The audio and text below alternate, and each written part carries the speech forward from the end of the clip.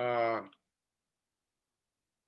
We're going to start the meeting in just a second. I want to welcome everybody to this meeting. It's an important meeting tonight. So I think we have members of the public who will be joining us as well on tonight's meeting. Janine, can you hear me speak clearly? Okay, I want to welcome everybody. Good evening. Thank you for coming to this meeting. My name is Jean-Daniel Noland. I'm the chair of the Clinton Hell's Kitchen Land Use Committee of Manhattan Community Board 4, and this is our regular November meeting. We couldn't meet on the 17th. It was Veterans Day, so we're meeting tonight. You should have a copy of the agenda. There are 3 items on it. One is a presentation of the development going over the rail cut at the DEP site. And the second item is going to be a presentation of storefront design at the Windermere, which is on 57th Street, 9th Avenue, wonderful building, landmark building. And the third item, agenda item, is going to be a talk by the co-chair of Chelsea Land Use Committee, Paul Devlin, who's also a member of this committee, about the flood resiliency, an important item. As you know, we're running this meeting remotely. It's going to be recorded, transcribed. It'll be on YouTube. We ask everybody to stay muted unless you're going to speak. And members of the public who have joined will be given an opportunity also to ask questions. After a presentation, the committee will ask questions, and then we'll go to the public. If you have a question, there's a raised hand button on your screen you can use, or just wave, and Janine or myself will try to get everybody in order. We may fail, but we will try. And if you're calling in, please use *9. And for the public, if you want to ask questions when you're given the opportunity, please do so. We'll be sure to call on everybody. So are there any questions? I guess not. So I want to welcome Barbara Davis, a former board member. Always good to see you here, Barbara, as well as everybody else. Welcome. So we're going to start.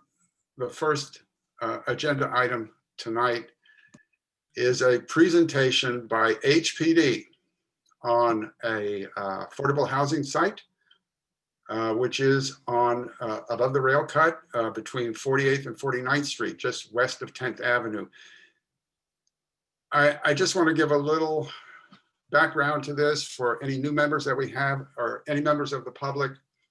That DEP site, so-called DEP site, the Department of Environmental Protection, has been an issue for the local community and this board for decades. It was not that long, at least 20 years ago, that the local block association started pushing to get the open space made into a park. 20 years later, thanks to Tom Dwayne, our council member, Christine Quinn, Corey Johnson, that's going to come to pass. That's a wonderful thing. In back of that, just to the west of that, is a rail cut. Above that rail cut, we're going to get affordable housing. How did that come about? 2009, there was the Western Rail Yards rezoning. That's down there. It was rezoned, and it produced a lot of low-income studios and one-bedrooms. So the community board, the city council negotiated robustly and came to an agreement. That agreement was there would be 2 sites up here, city-owned sites, this site and the MTA site on 54th, 9th Avenue, between 54th and 59th, would be for moderate middle income housing. Subsequently, every year after that, the board has produced letter after letter saying that affordable housing would be up to 165% AMI, that's area median income. 20% would be 80% AMI, 125% would go for 40% and the other 40% of the units would be for up to 165%. In other words, the majority of the units would be for moderate middle income housing. That was the agreement. It was in our affordable housing plan from the community board's housing committee.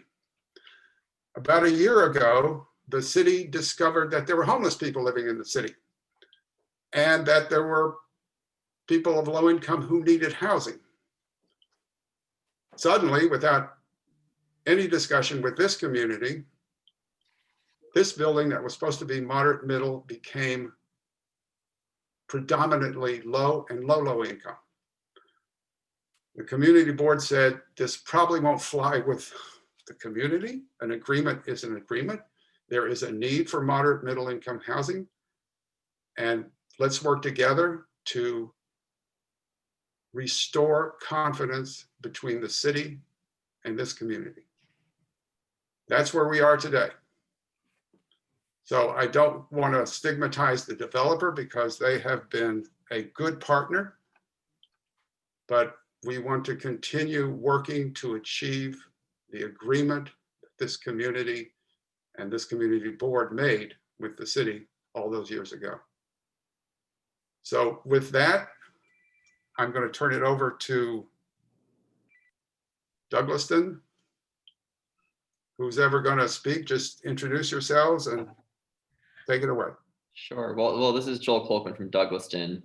I'll be doing the speaking, but I think Melissa Otten from HPD is going to kick off our presentation tonight.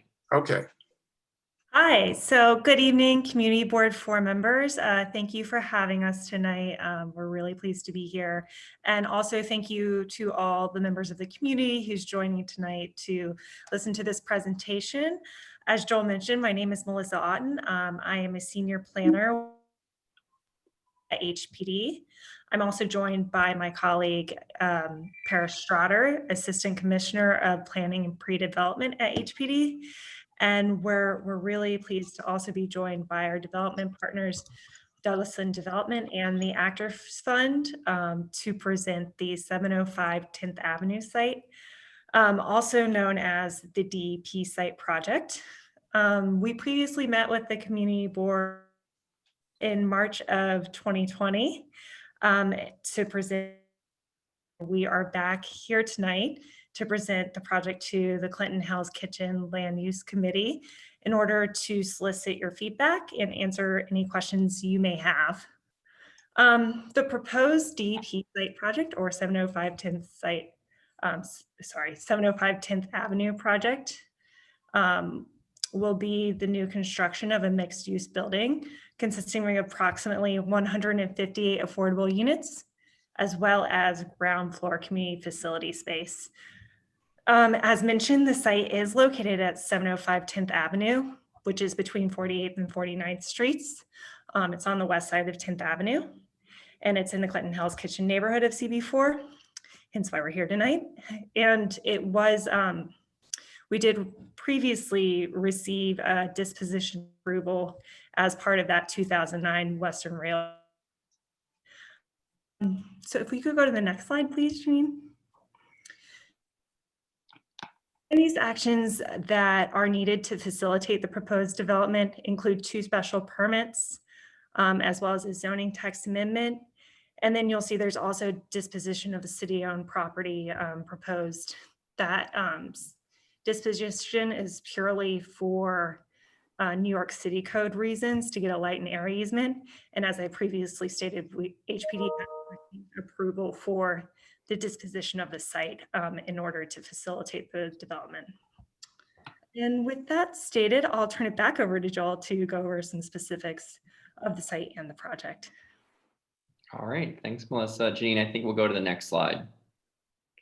All right, well, first of all, hi again, this is Joel Colquhoun from Douglaston Development, and thank you very much for everyone for having us here tonight, and we're really looking forward to talking about this project with this group here. So just before I get onto this slide, just to introduce the team that we have here. First, the development team, the co-developers for this project is Douglaston and the Actors Fund. And tonight from Douglaston, you have Stephen Charnow, who Some of you may know from working on Block 675, that down on West 29th Street. That was a big project approved about 2 years ago through ULURP. And then from our affordable housing team at Douglaston, we also have Russell Lang and Arden Sokolow. And I don't need to introduce her, but from the Actors Fund, we have Barbara Davis and Daniel Arno. And then from our architecture team, S9 Architecture, we have Sarab Genka. So that's the team here tonight to talk through the project with you all. So a bit of background on Douglaston. Douglaston is a vertically integrated real estate development, construction, and property management company. We've been doing business in the New York City area for over 40 years. Our work is kind of very wide ranging. It has included rehab, market rate residential, kind of smaller buildings, tower buildings. It includes affordable housing. So we've really done a lot of work throughout the city. And in particular in Community Board 4, that 40-year history that we have in the city really extends to working in Community Board 4. Over the course of many, many years, we've been involved in a number of projects, both affordable and market rate. And obviously, again, most recently with the West 29th Street project, and now with this project as well, which we're really excited to be continuing our relationship with Community Board 4. So Daniel, do you want to talk about the Actors Fund? Sure. Thank you, Joel. Hi, everyone. My name's Daniel. I run our affordable housing initiatives at the Actors Fund. And as many of you know, we are a national human services organization. We provide support services and a safety net for everyone in the performing arts and entertainment community. Our core program areas include social services, workforce development, health, and of course, housing. And we also have deep roots in this community. In terms of our facilities, our main offices are located in Times Square, where we provide a lot of direct services to clients. We own and operate the Dorothy Ross Friedman residence on West 57th and 10th, which is a supportive housing residence. And then we're also a social service provider through the Rodney Kirk Center at Manhattan Plaza. So in terms of our facilities, we're delivering a lot of services to the community. And then, to no surprise to many of you, so many of our clients live and more often work in Community Board 4 because of the theater district, because of the robust network of arts and cultural organizations. So we're really excited to be working with the Community Board, with the city, and of course with Douglaston to develop this site and really deliver a long-term asset to the community. Thanks, Daniel. I think we'll go to the next slide, Janine. All right, so you all know the site very well, so I won't spend too much time here. But the site is, the larger development site is shown in the black dotted line there. It's a 47,000 square acre site. It's bounded by 10th Avenue to the west, West 49th Street to the north, and West 48th Street to the south. The zoning, it is a R8 C25 in the Special Clinton District. That area has a maximum floor area ratio of 4.2 and an as of right maximum building height of 66 feet. But as you all know, through the Western Rail Yards points of agreement, that as of right height is able to be increased to 77 feet. And then also just another thing to point out in that points of agreement, which JD, you had already kind of alluded to, was that we have at least 50% of the units in this building be 2 and 3 bedroom units. But just going back to the site itself, so it's a very large site, and you all are working very closely with the Parks Department on the future open space that will be planned for the eastern portion of the site. And our building will be constructed in the area that you see that's in the red dashed line. And that area is almost predominantly, almost all of it is covered by, or includes the Amtrak open rail cut. And there's a little sliver all the way to the west that is a surface level parking lot that is also owned by DEP. And I think, this is a good opportunity for us to kind of point out some of the agencies that we've been working with and how that's coming along. So the site's obviously owned by DEP. This was the site for the staging area for the Water Tunnel number 3 project. And so we've been working closely with them over, less so in COVID, but before COVID, on doing due diligence and getting the information we need to advance plans. And we also are working very closely with Amtrak, obviously. That is a really key player here. And we have been slowly but steady working through their process. And then the other big, two other big agencies just to point out are obviously the Parks Department. We'll talk a bit more about the coordination there. And then pretty technical, but because of the where the Amtrak right of way is, the street bed or the sidewalk, I should call it, these are DOT pedestrian bridges. So we're dealing with we're working with DOT's bridges and making sure that that infrastructure is going to be maintained in the way that they need it to be maintained. So we could go to the next slide here. Thanks, Janine. So again, just some project area photos to point out to you all. View 1, which is on the top left. This is on 10th Avenue looking north. View 2 is on 10th Avenue and 48th Street, and that is looking kind of southwest. And what you can see here and what you all know very well is that the character immediately surrounding this site is these row houses, kind of 4 or 5 stories. And then as you get beyond that area, the context is a little different, but very strong character here. View 3, you have 10th Avenue that's looking south from 49th Street, and view 4 is on 48th Street, and that is looking east. Next slide, please. All right, so when we were, when I say we, Douglaston and the Actors Fund and S9, when we were working on our submission to this RFP, we really were brainstorming about what is going to guide our program, our design, and really make for a compelling proposal here. So we really thought of 4 key areas. The first, obviously, and most important, is the CB4 priorities and the Western Rail Yards points of agreement, in particular around the massing with the 77 feet tall, 8 stories limitation there.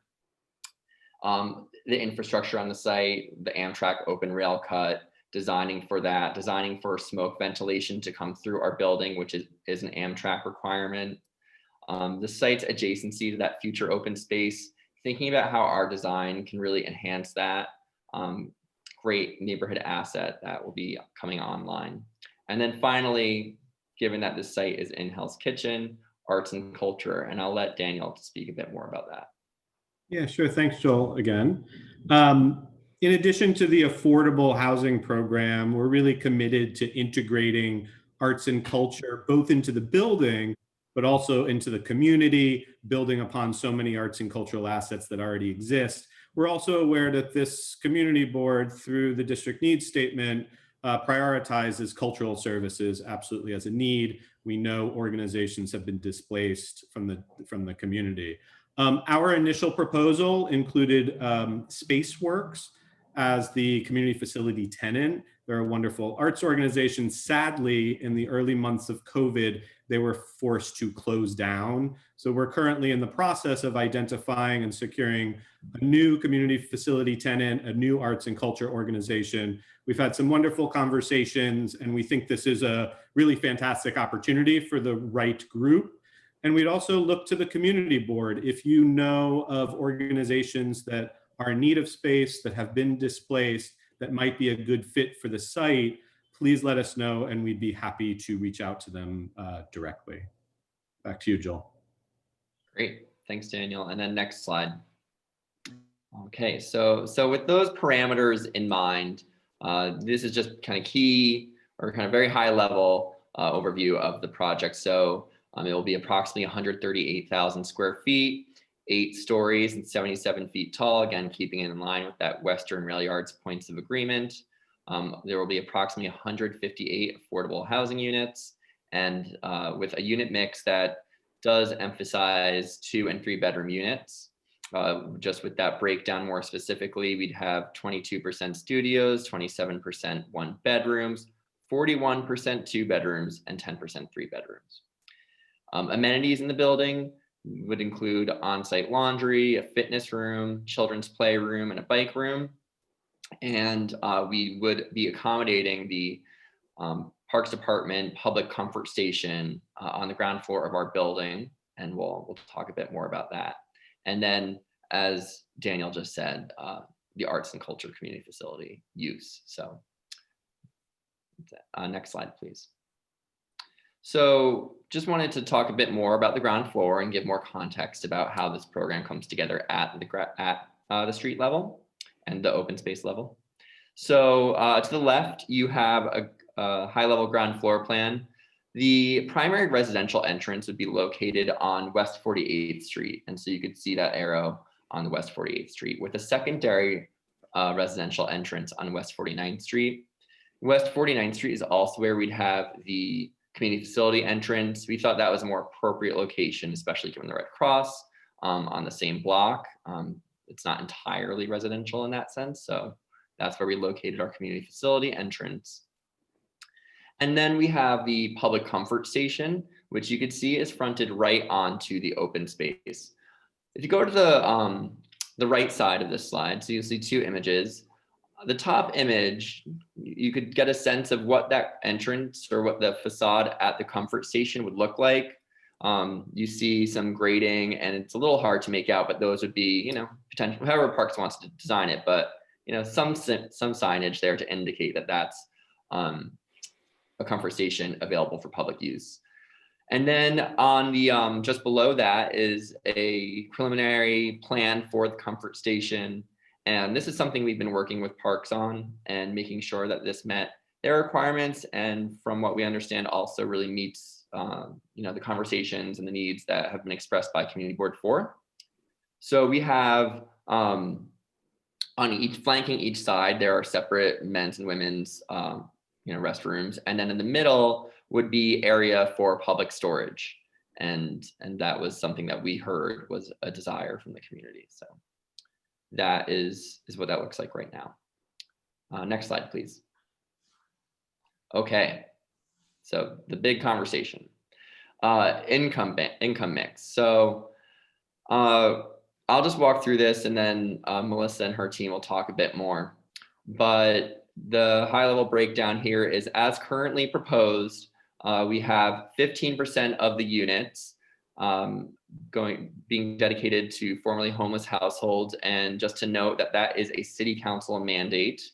So that is required for all projects receiving public subsidy. Then we have 25% of the units at 47 to 50% of AMI. And again, you could see what that income range is here. 20% of the units at 77 to 80% of AMI. And then 40% of the units at 100 to 120% AMI. So that is that more moderate income level. Melissa, I know you want to add some more context here, so I'll hand it over to you. Yes, thanks, Joel, for walking us through as previously stated, the last time we met with Community Board 4 to present this project was at the March 2020 Executive Committee meeting. And we presented a slightly different proposed affordability mix. And we certainly heard and recognized the feedback that the Community Board is really looking to see more units. And this new, we did add a few units to the 100 and 120% AMI tier. But we also, as the city, recognize that New York City for quite a while now has been facing an affordability crisis that does impact many different income levels, but most disproportionately impacts residents at lower income levels. And with the recent pandemic, unfortunately, those most vulnerable community members have been disproportionately impacted as well, exacerbating the issues that they were already facing as far as affordability is concerned.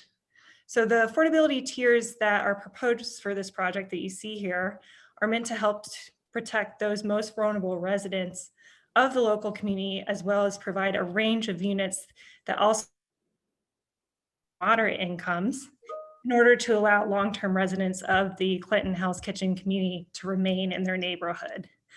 The last thing I'll say before I kick it back to the development team is that, as always, the affordability mix is an ongoing discussion with the development team throughout the ULURP process. So with that. Thanks, Melissa. I hope it's also an ongoing discussion with the community and the community board, because this is totally unacceptable. We're certainly here to hear feedback And we really would appreciate that you did not lecture our board of any about COVID and the difficulties with COVID. It is so incredibly understand our issues with temporary shelters that have a huge impact on our community. It is not the message to bring here to say we are not a community that welcomes the lowest income folks in the city. We do. I believe that's Joe Restuccia. Please, when you speak, identify yourself so we know who's talking. I'm so sorry, JD. Joe Restuccia, long-term member of the committee, and it is really frustrating. I co-chair Housing, Health, and Human Services also, that please do not come and present in that manner when we are struggling every day with the administration and we have accepted the absolute lowest income people here, which we welcome with open arms. We have the third largest population of shelter residents and supportive housing of 59 community boards in the city. So that's not this issue, and we should just start to reframe it, have the development team finish up so we can respond to you. Thanks, Joe. Let's continue on. Thanks, Melissa. Joel, you want to? Yeah, we'll finish up. We don't have too much more. Okay. Janine, next slide, please. Actually, this slide, we're going to talk about the design a bit. And Sarab from S9 is going to talk over for the next two slides. Thank you, Joel. Hello, everyone. My name is Sarab Goenka, and I represent S9 Architecture and Engineering.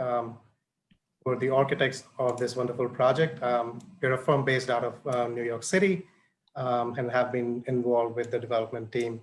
Talking about the design inspiration, the inspiration for the design comes from the surrounding historic fabric of the neighborhood. And the neighborhood fabric in this area is sort of dominated by what we call loft style industrial architecture. And our current design aims at creating an harmonious mix of the elements between the past and the present.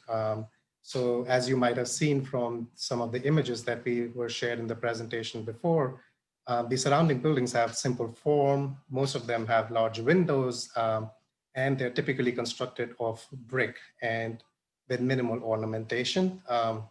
So in our design, we're using exposed brick walls. We're also using metal panel cladding and large glass windows to bring daylight into the building. If you go to the next slide, the design, as you can see, emphasizes on extending the large green space, which is a unique character of our site. Our design extends that green space in front of our building onto the building facade, which sort of creates a very pleasant congruence between the architecture and landscape. We're doing that by using a simple technique of allowing climbing plants to grow on an integrated metal mesh system. Along 48 and 49th Street, the design sort of draws its inspiration from the nearby buildings. And as you can see, it sort of tries to match the scale with the brick of the nearby architecture. It's a pretty simple and elegant design, and I think does enhance the character of the neighborhood. Back to you. Thanks, Rob. All right, next slide, Janine.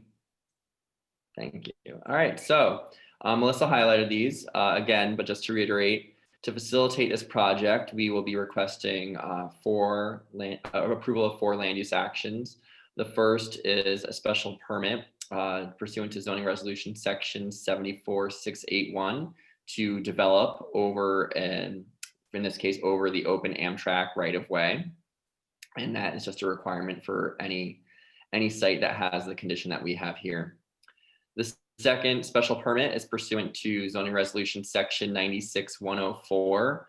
This is the special Clinton district, and this is to modify height and setback regulations.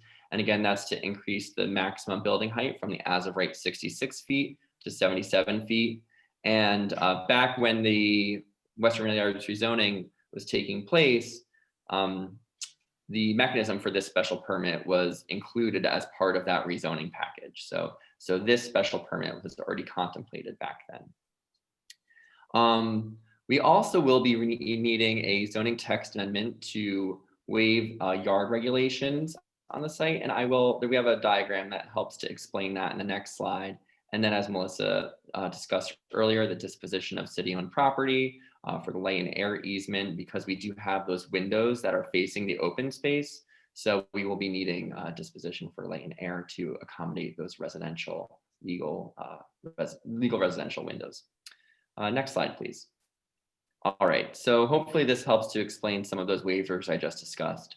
On the left, you can see the massing with the, I don't know, I want to call it hatched, but the area for above 66 feet that indicates the area of that height and setback special permit.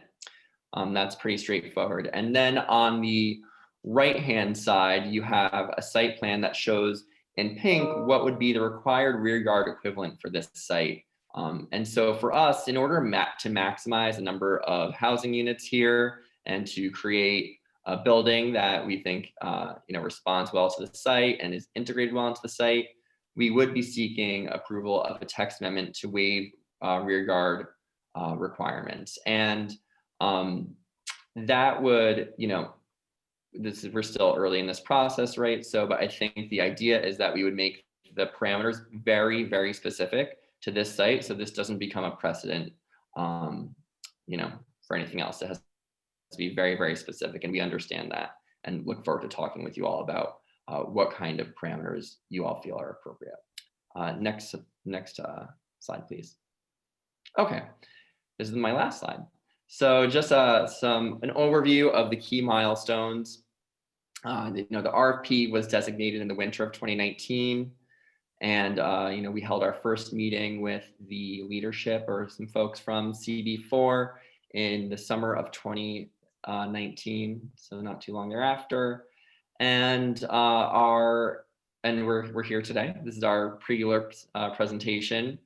And then we anticipate certification of the application in the spring of 2021 with approval in the winter of 2021. And we also have there the Article 11 as well, the tax abatement.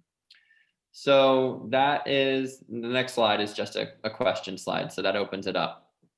Thank you very much, everyone, for your time. Joel, thank you. And thank you, Daniel. Thank you, everybody. Melissa, thank you. You are on the hot seat tonight, but please try to understand. It seems that HPD is picking and choosing what they want from the points of agreement and ignoring others. And the fact that after many discussions, that what we were promised, what we agreed to, has been completely turned upside down. As Joe says, we're a pretty caring community. If you know anything about the location around this building, how many social services there are already, to come and present this without, it's just shocking to me. And I'm sure it's pretty shocking to the community members who are attending this. I'm not going to speak anymore. But Melissa, it's not against you. You're on the hot seat, but you have to understand there is a lot of anger about this. That's what I'm here for, to be on the hot seat. Again, we definitely hear what the community board is saying. I don't think so. Why you're coming back to us with no change? Well, minimal change. Minimal change. One thing I do want to community services, and I just want to clarify for time tonight. I know that a lot of you already know this, but this project is not including any supportive units. So that's just one thing I wanted to clarify as far as that is concerned. And But I do We'll have one take your question. Thank you. Victoria. Thank you. I think we can, I'm going to shut up because obviously I'm little bothered by this. So committee, we have hands up. Janine, who's on first here? Sorry, there is a request for Melissa to dial in because her voice keeps breaking on her connection. Okay. Thanks, Paul. I'm happy to do so. Thanks, Melissa. I don't know, Joe, you had your hand up? Yeah, I just have before we get into the main issue of the income bands, specifically for the developer on the special permit, under 96-103, my question is that the parameters to limit it, we're very concerned, as you always know, with precedent. So can we limit it to have it only in conjunction with another special permit from the 74-681, which is the building over the rail cut, and then adjacent to a public open space? We want to make sure that this does not get replicated, Joel, and the tighter it's worded, the more protective it is of the community. We want to make this project go ahead. But Yeah, absolutely, Joe. And I think those parameters make a lot of sense. And one other, while we're talking about it, I mean, I would even say that if it's in the special Clinton district with a zoning lot that shares a boundary between the two sub areas, because it's bisected by those two sub areas, that makes it very, very limited. yeah, just double check on this. There's only a couple of sites left over the rail cut at this point, so be aware. Right. JD, But the open space is a good idea too. Thank my you. second question, JD, is to what Melissa just noted about no supportive housing. However, for Actors Fund or Douglaston, however, will there be some sort of support services initially for the 15% homeless component? Because just because people are going to an apartment doesn't mean they don't need services. We've said this over and over. So I give that to Charno or to Davis. I think we'll let the Actors Fund talk about that one. I can also weigh in, Barbara, and then you can weigh in as well. I mean, we'll definitely be developing a social service plan, mostly focused on services around tenant stabilization and retention services. And, you know, per the mix and match term sheet, there are, you know, service dollars to help us achieve and implement that social service plan. So absolutely. That was my next question. Is there adequate funding from Douglaston through the mix and match plan to do this so we don't get into this same problem we've had in past years? Yeah, but yeah, per that term sheet, there absolutely are. Okay, great. Thanks, Joe. I'm going to go to Dolores, then Chris, then David. Yeah, my concern is also around the services. I think that clearly we have recognized that there is a dire need for more services for our vulnerable populations. The fact that there's a 15% component and there's not an in-house set of social services is very concerning. We are at a tipping point already throughout this district as we have a good number of social services, but more importantly, what we don't have are enough social services for those that have been temporarily relocated here, and that's what's getting us, bringing us over that tipping point. Obviously, there is a path forward past the pandemic, and things may change within 5 years. But at this point, we're quite alarmed as a community on how to handle this amount of special needs and social services needs community in a very, very small area, so to speak, because it's not the only facility in the 50s and the 40s. Thanks, Dolores. David Solnick, are you there? Yeah, I'm here. First, I have two questions. One is just a sort of technical question, and then the other is more general. The income bands are very narrow, and they have large gaps between them. What happens to the large percentage of people who don't fall in those narrow windows?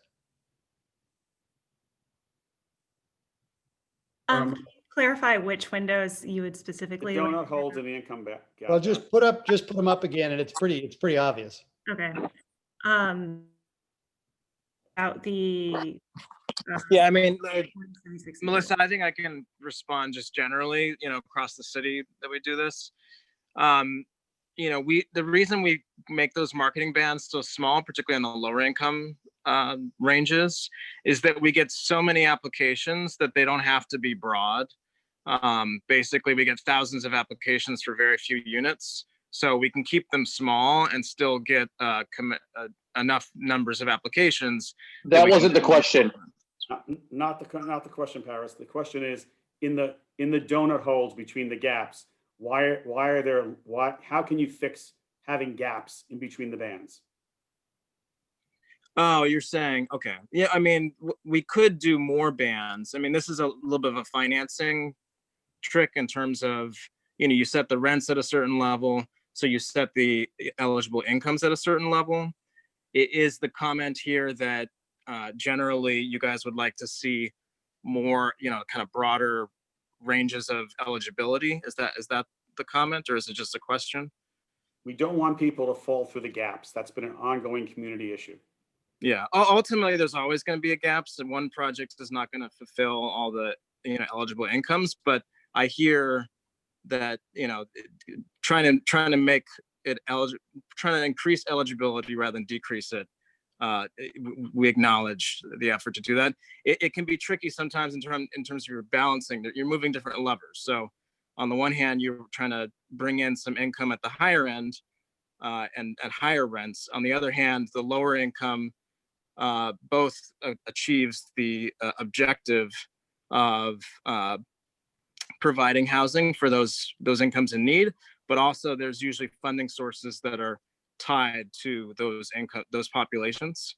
So for instance, tax credits and bonds, you can't fund units over 80% AMI with tax credits and bonds.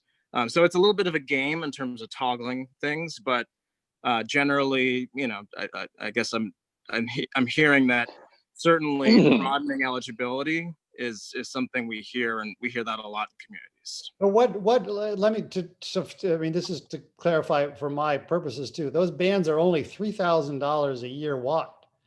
There's much more empty. The gaps are much bigger than the income ranges. So does that mean that those, if you're between 90 and 113, you have other projects there's just other projects that serve those people? Or these are incredibly narrow bands. I just don't understand how the system works to house people. If you could. That's right. In other projects, you might see that, they set the incomes at 60% of AMI. We don't do 60% as much because there's just so much. I'm talking about the range. You keep talking about I'm talking about the windows. I understand that you've got, a cap at 80% or something. I'm talking about the narrow windows of eligibility. So the narrow windows speak to that point I made earlier about the marketing band. We'll set the rents, or the developer sets the rents at 40%, like with the 47%. They set the rents at 47% AMI. The eligible incomes for who can be in that housing, it will go from 47 to 50% AMI. No, but Paris, I think we understand that. What David's asking is we need there to be no holes in the income bands, irrespective of what they end up being. There cannot be someone who makes 56,851, but doesn't make 87,549 and doesn't get the opportunity to apply and fit. We've done this in other projects, and we need to do it here. I think you should. No, I hear that, and we agree with that. But what I'm saying is that you can't have eligibility too broad because you just get too many. No, I'm not saying eligibility. We're saying that you probably have to create more bands to fill in the holes. That's all, right, David? That's and then so that's something that we hear.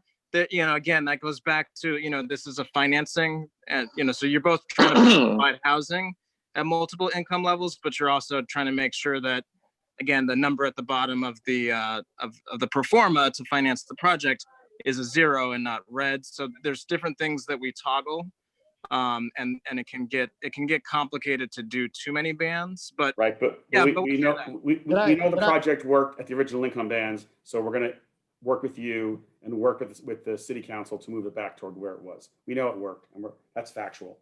So my second question, a more general one. I mean,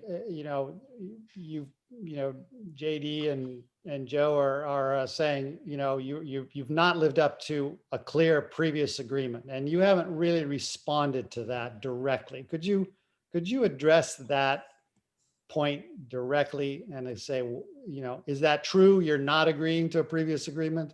You're breaking a previous agreement, and if so, you know, why is that? Is that a mayoral directive? Could you be really direct in addressing that criticism? Yeah, certainly. And look, you know, we understand where you guys are coming from in saying this, and you know, and the frustration that that's created. We obviously are not honoring that that agreement. Yeah, I think I would just like to caution this administration. You are making many agreements that can be totally unwound by the next administration. The idea of working in a city is we make a social compact and it carries from year to year, irrespective of the current mayor. So I would hope you should understand that things you decide today in 2022 could be just ripped apart when you set this precedent of not honoring agreements that are made and honoring engagement with community. It's not as if this was something that came out of the hat. So you can understand, HPD came to this community and said, we need to use public sites for moderate and middle income housing because we're creating low income housing on privately owned sites through our new inclusionary mechanism in Western Rail Yards, in Hudson Yards, West Chelsea, and the Garment Center. You as an agency came to us and said, this is the way to get moderate and middle income housing. We understand the homeless change, that's a reality, and we accept it and deal with it. We're gonna have to move the 25% of the units between 53 and 56, which are being built throughout our community in every single affordable housing project that is inclusionary, into higher bands in order to satisfy and to meet the needs of people who make more than that, because those are civil servants, those are people who work and make two incomes and cannot afford the market in our district. We have preached to you over and over. We understand you're presenting to us. You haven't heard it, and it'll have to be settled through the ULURP process at this point. Joe, I want to go back to David's question. Hold on. I'm still trying to get my. Hold on. We have other people that want to speak. The presenter. If I could respond on behalf of the city, is that okay? There was a question that you both threw out. No one was able to respond. I was on mute, so I apologize. So yeah, I just wanted to acknowledge that I understand the frustration here from the community because there was an agreement that these sites would be used for moderate, including this site would be used for moderate and middle income housing at the time. And as far as it seems, we're not honoring that agreement to the letter of it. I don't think that we are actually in violation of the agreement. And I think that's something we could, you know, talk more about, but I acknowledge, well, if I could just finish, I acknowledge that we are not honoring the spirit of what was written in that agreement as it relates to this being a moderate and middle income site. But I would, yeah, and so I acknowledge that, and you know, that's what we're proposing here. We are responding to conditions that we're seeing on the ground. We're in an affordable housing crisis. This is a high amenity neighborhood where you got good access to jobs, good access to transit. And we're not talking about Joe, please let him finish. Let him finish. We are not talking about super low income folks. We're talking about families of four making between 53 and 56,000. And that's only 25% of the units. The majority of the units are actually above that. Those are not poor people or very, very low income people. We're talking about people that are working people. And as we've seen in the last 4 years, and particularly now that we're facing this economic crisis, those are the people that are most vulnerable. Those are the people that have the least housing opportunity. So yes, as the city, we are proposing to change from the agreement that we made because we need to house these folks. We need to give people in these income groups opportunities, particularly in areas like your neighborhood that have high access to transit, high access to jobs, good schools, and high access to quality commercial amenities, including fresh foods. And we put out a report called Where We Live NYC. That's about our fair housing plan, where some of this is detailed. It's not about just this neighborhood. we're taking this approach across the city. So that is a change. Thank you. Thank you for that. I just have to say, these low income bands were pre-COVID. So you Yes. cannot say, Nothing to do with COVID. yeah. So anyway, But I would say the reason I brought up COVID is that this economic crisis we're in, it has exacerbated the problem. It has exacerbated the problem for working people at the lower end. The essential workers are in this category of 50% AMI, 60% AMI, 70% AMI. These are the folks that have trouble not just paying their rent right now, but they're most affected even more than they were before. So that I understand that this was our plan even before that. So I don't want to be, that's not why we came up with this plan, but the economic crisis has exacerbated the problem and heightens the reason that we need to include low income units in all the projects that we do, particularly in high opportunity neighborhoods. thank you. Thank you for that answer. I would say it's also heightened the exodus of moderate and middle income people out of the city. That's also a problem. But David, thank you for that question. Dale. No, excuse me. You said me next, actually, JD. I'm sorry, Chris, you had gone off. Okay, Chris, go ahead. Thank you very much. So I guess I'm going to start off this way. My name is Chris LeBron. I've been a member of this committee for 2.5 years. I've been on this board for almost 5 years now, and I've lived here my entire life. And the reason why I've lived in Hell's Kitchen my entire life is because my mother graduated from college in 1978 and was able to find affordable housing in the neighborhood that she grew up in. She was a first-generation college graduate. She was a daughter to a Puerto Rican migrant. And through affordable housing, we've been able to live accordingly. I'm looking at these bands, and I see this major gap between 50 and 77% AMI. And I have extreme concerns about people who live doubled up or tripled up in housing in this district who cannot find affordable housing when they come out of college. And we have to recognize that average starting income is $55,000 and up. We're losing Zoomers and millennials, and I hate the titles, but I'm just going to put it out there. These are the titles that these generations have. They were given to them. But like, we're losing the ability to build a healthy and sustainable demographic column. Everything is piercing in, and neighborhoods can't live that way. Additionally, here's my second point. I was on city council staff when Where We Live was handed over, when Vicky Bean and her team had delivered that to the staffers. I read it through, and it dealt with numbers from years ago. But it was a blanket report that was handed over. It did not look into the things that all 56 community boards were doing. And this community board has been doing an exceptional job at linking bands to ensure that generations of Hell's Kitchen and Chelsea individuals, as well as those who aspire to live here, can do so.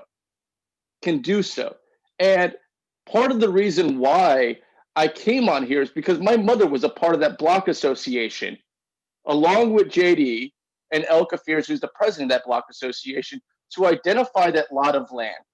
That lot of land means everything to so many people. And so when I've sat down across from the mayor's office in the past, and I've heard, I hear you, or we're listening, it is a blow off, and I don't appreciate it. Professionally, I never appreciate it. And here on this community board, I do not appreciate it.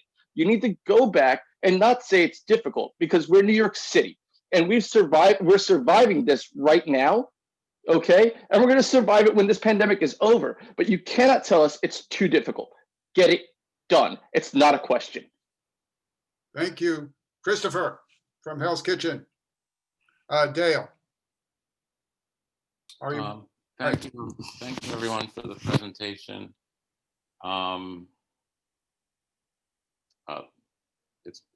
This meeting has gotten very heated, and I recognize the frustration, but I would really appreciate it if my colleagues did not talk over our guests tonight. I don't think it's a good look. I don't think it's very persuasive. I'm very concerned about the income bands because of the gaps.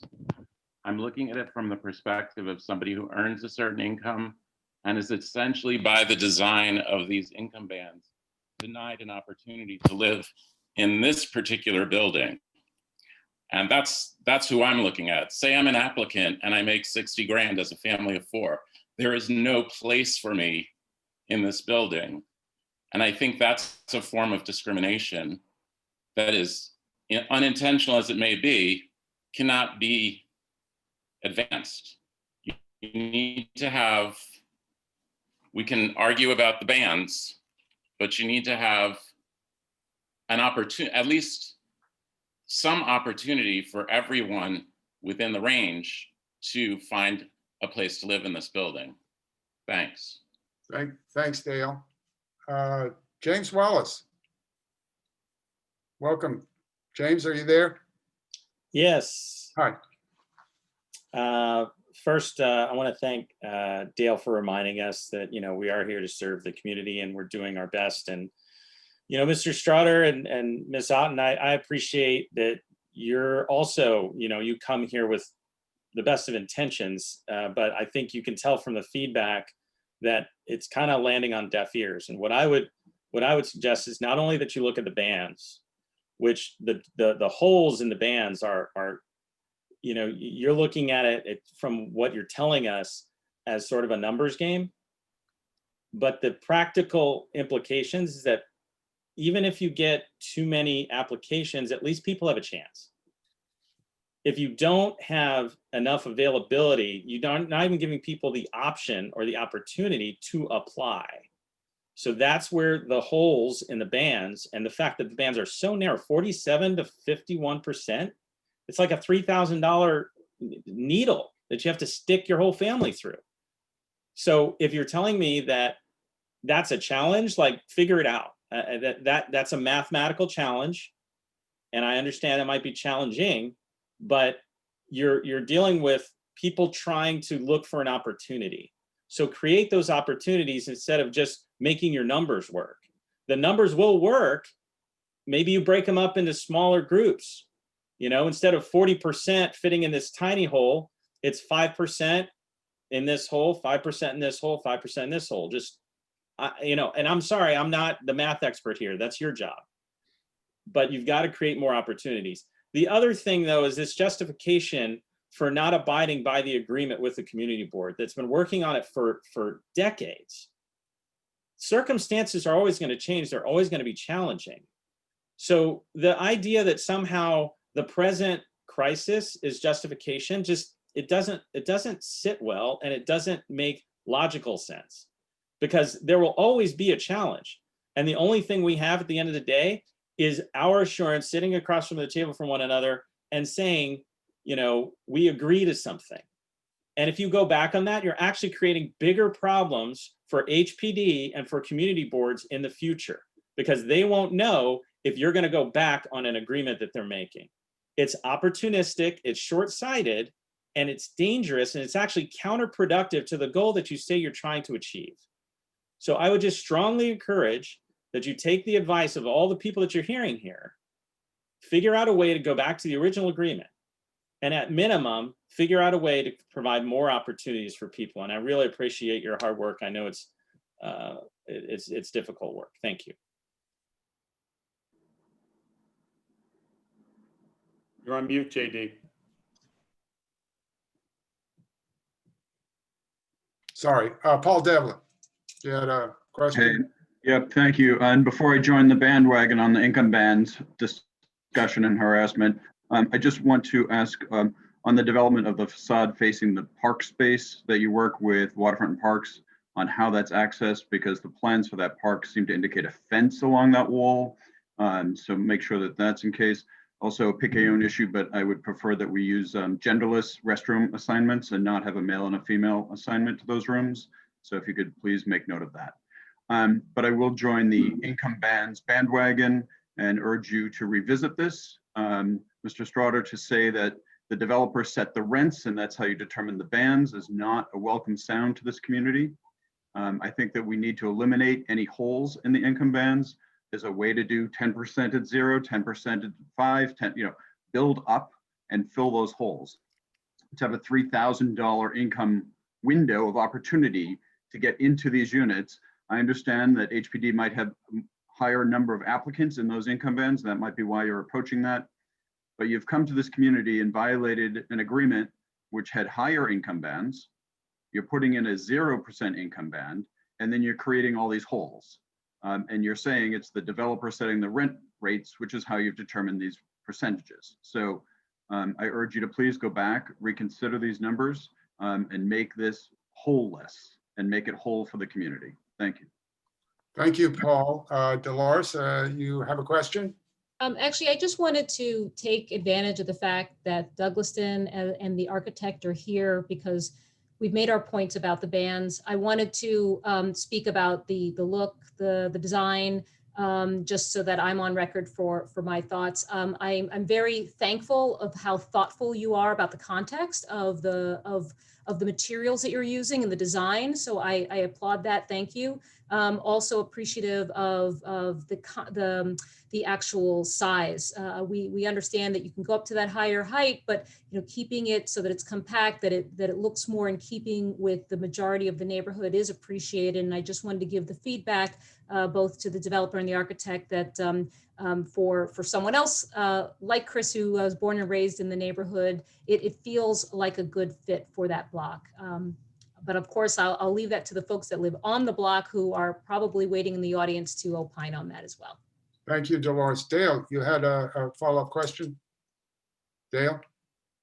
Yeah, sorry. This is less on the disposition of units and affordability than on the design.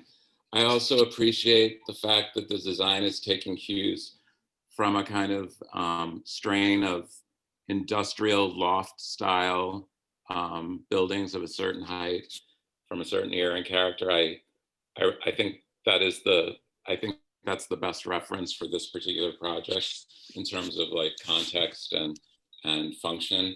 I think the design is overall appears to be a lot of texture and not very much, it doesn't have like, maybe this will come in development, but I think it needs a bit of a punch in order to become what is essentially an end cap building on a full block in this architecturally distinctive neighborhood.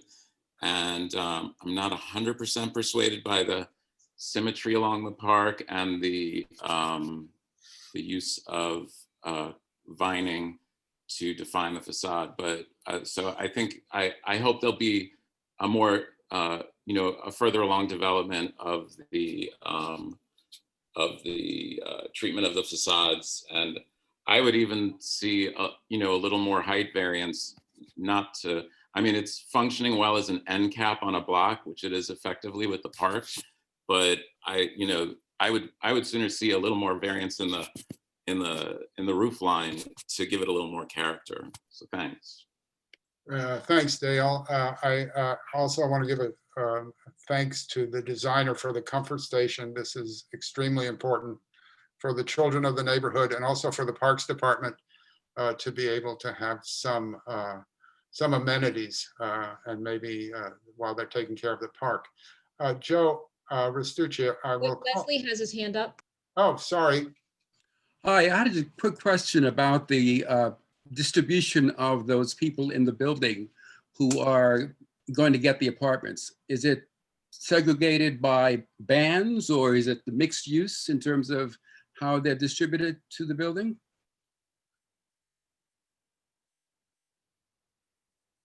Got to be fully integrated, right, Steve? Okay. Steve? Yeah, that's correct. Yeah. Yeah, fully integrated, yeah. Okay, thank you. Thanks, Leslie. Brian Weber, did you have your hand up? Brian? Yeah, yes, I did. Look, I think the income bands and the reneging on the agreement is really the important topic discussion. Just a brief question on the design though, small one. Are those PTAC units that I see in every unit? And isn't there a move to move away from that for sustainability issues? And perhaps the architect could comment on that. I'll start. Joel from Douglaston will start, and Rob definitely add on to it. But yes, they are PTAC units. and that's kind of where we are right now. The energy code has recently been updated, and we are in the 2020 energy code, so we have to look into that.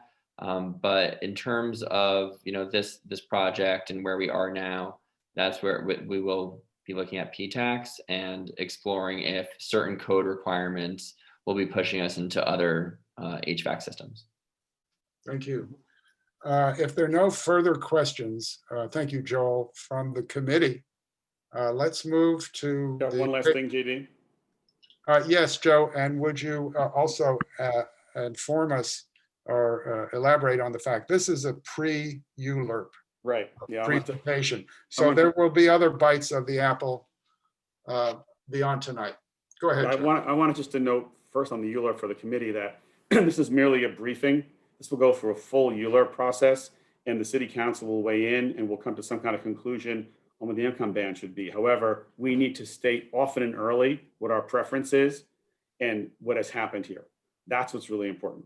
The second thing is I really take exception to Paris and Melissa, especially Paris, on the issue of this is a high opportunity neighborhood.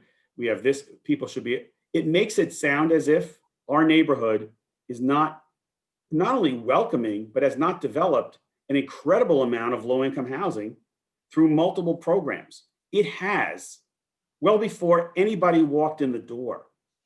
So we specifically are trying to make sure we have economic integration. The project my office did on 53rd Street has income bands with no gaps. And the people who have moved there, it's the hugest number of civil servants going to any HPD project, because civil servants are union jobs and they make more money, and they don't have the opportunity because they can't compete in the market in neighborhoods like this. The market here in our neighborhood, one-bedroom apartments are starting at $3,800. Two-bedroom apartments are $5,800. People who are making in those middle-income bands cannot afford that when they have children, period. And you don't, as an administration, perceive it as a need. That is clear. I'm happy Paris at least said that you've not kept up with this agreement, but we're going to work to come hit somewhere in between. I think tonight we should establish we cannot have any gaps in income bands, and this is not your issue. That's throwing it to Douglaston to figure out how to make the numbers work. And we need to extend the income bands somewhat higher up. If we didn't have such a huge production of units below 50% of AMI, we would welcome this project in a moment. Steve, how many units below 50% of AMI are you doing on block 675 in Chelsea? Approximately. Below what AMI? Below 60. 10%, something like that. 10% at a 950, not 95 right there. If we didn't have the production, we would not be on this train to say, fix this. So I leave that, and you'll hear from the public about it, trust me. Thanks, Joe. Janine, do we have some members of the public? Yes, I brought over Richard Morans and Christine Gorman. Great. Richard, are you with us? Richard, are you there? I don't see him yet. Yeah, now you see me. Ah, okay, Richard, I hear you. Well, first of all, I want to thank you all for your work on this committee and the community board, and for fighting the good fight on behalf of this neighborhood. This is an act of treachery that we have never seen likes of here. This was a deal that was made, and for the city to just simply throw it out is a complete dishonest and dishonorable act on their part, and on the part of all the local politicians and the other people who have enabled it. And we will not forget this. And so just as you can throw out our agreement from 2009, maybe next year we'll throw out the agreement for this RFP, because it never should have happened. And it's a disgrace. The community board has an excellent housing report that reviews all the housing development in the community. And in the last 5 years, as far as I can tell, we've had 1,300 units of affordable housing developed. 1,100 were 60% or below. That's almost 85%.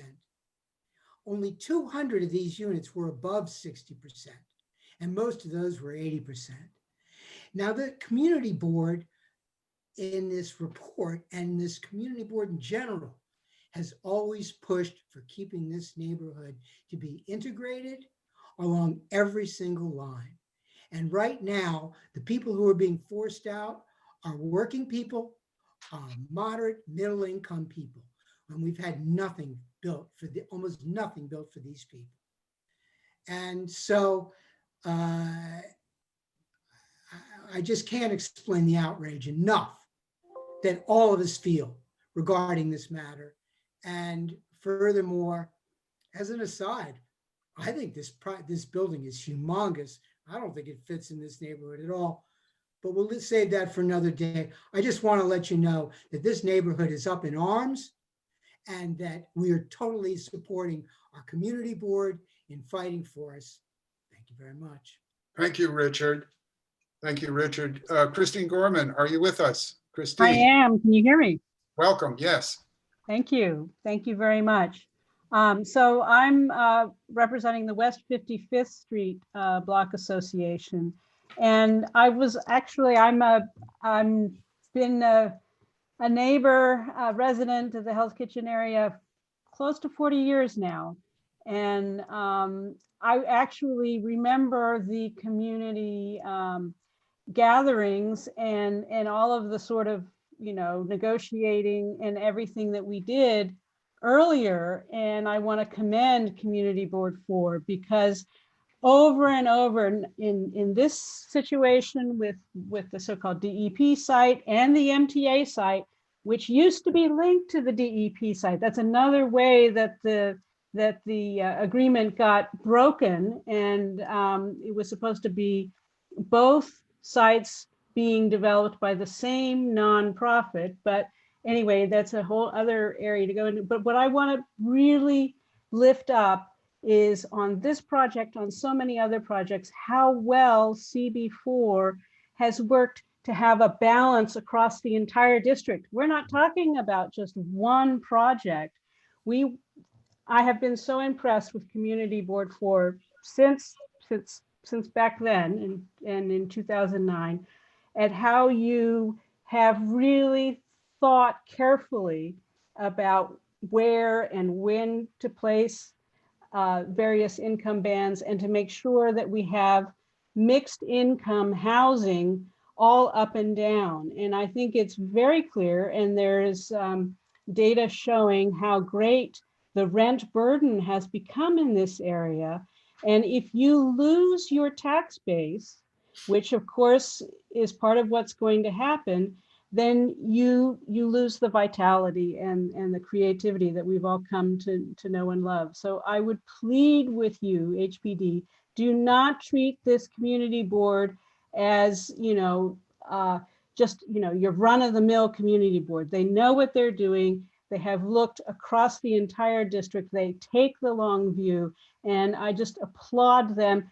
As the previous speaker said, the community itself is 150% behind the community board. And we know that they have our best interests at heart. And we know that they have the interests of a wide variety of people. So I, once again, I want you to not just dismiss it. I mean, as you know, it is just so unbelievable to hear somebody say, I hear your frustration, and then, completely ignore it. Well said, Christine. Thank you so much. Janine, are there other speakers from the community? Yeah, I brought over Chuck Lee and Alka Fierce. Okay, Chuck Lee, welcome. Welcome. Thank you for giving me the opportunity to speak. I dialed in a little bit late, but heard most of what the presenters were saying. I am representing a condominium building in the neighborhood. We're actually a little bit closer to the MTA site versus 705 10th, but very concerned about both, and in particular, a lot of the topics and themes that have been discussed today, particularly not with regards to necessarily the project. And obviously, there's a lot to focus in on, and people have views there. But I did want to at least thank the two representatives from the developer and the architect firm and HPD. I know that the architect and developer were hired to develop a project. I actually thought the project looked actually pretty impressive on the scan, and I know the HPD folks have a job that they need to do.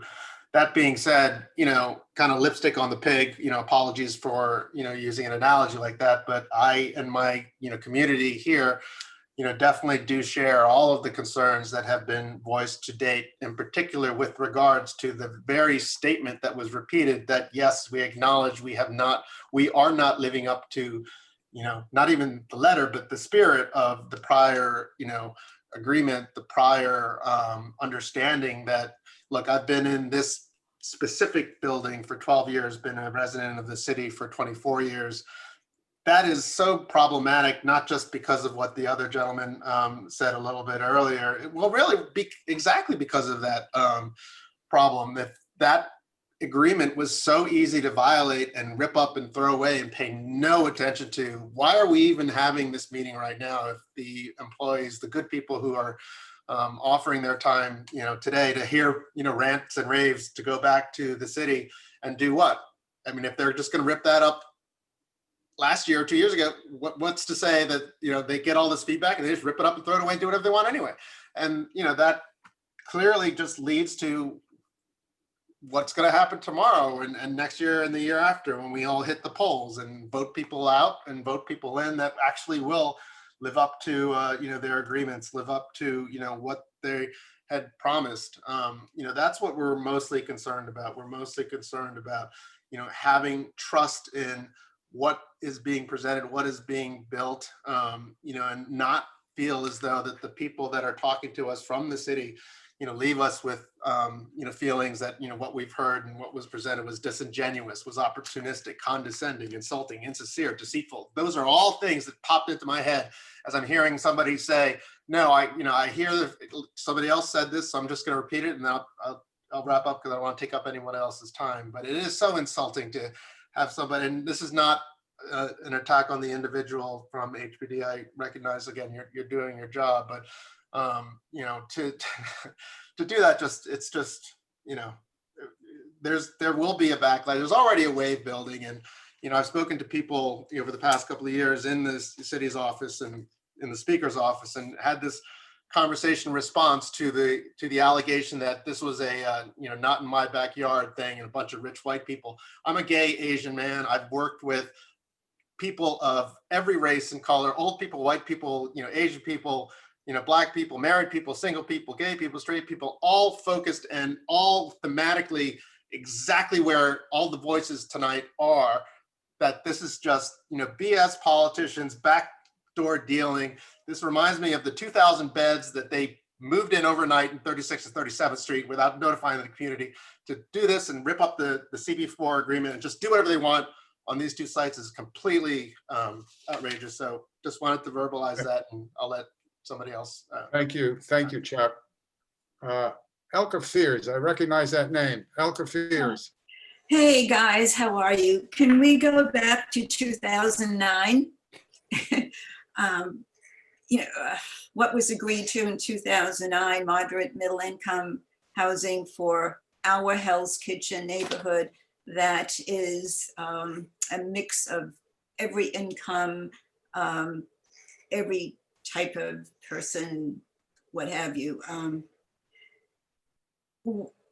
My membership, reluctantly, I know we have to accept 15% formerly homeless, and hopefully those will be families and not single men. They had housed families in the Skyline Hotel until COVID, and they removed families that were living there to put single men in temporarily, which, hey, makes absolutely no sense. I agree with all of the complaints. I think this is terrible. One good thing is the restrooms and the comfort stations for the park. I mean, that's sorely needed. So I do appreciate that. Thank you so much.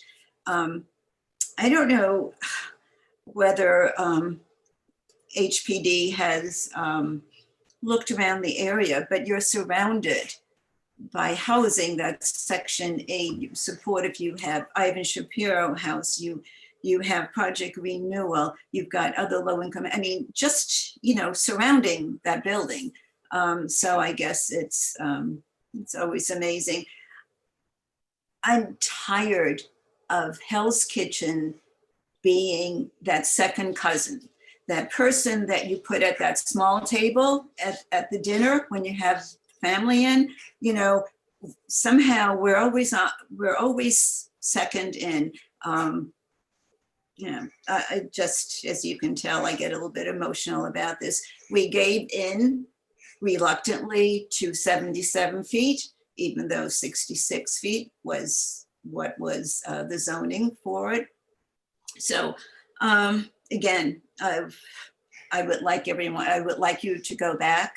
The income bands absolutely make no sense. And I don't know what I can add that everyone hasn't. I'm really upset about this. I know my membership is upset. We've worked at this. I mean, I've been overseeing this lot, this project. I mean, I've been here in the neighborhood for like 38 years, probably, not a year or two more. And I was probably a community board member when we looked at that site for a park and housing. Anyhow, go back to the drawing board, and thanks for listening. Thank you, Elka. Elka, by the way, is the president of the 47th, 48th Street Block Association and has been instrumental in getting us that open space. Janine. Yep, two more, Vianne Cox and Leslie Murphy. Thank you. Who's first? Vianne? Vianne, yeah. Yeah, Vianne, are you there? Hi, Vianne. Are you with us? Are you on mute? Mute. Hi. Hi. Hi. I just wanted to chime in. I've lived in this neighborhood for almost 40 years. I'm an actress. I've been an actress for the 40 years that I've been in this neighborhood, and I would have been left out by this gap if I wanted to live here in this neighborhood for the entire 40 years. I would have been in that gap and I wouldn't have been able to live here.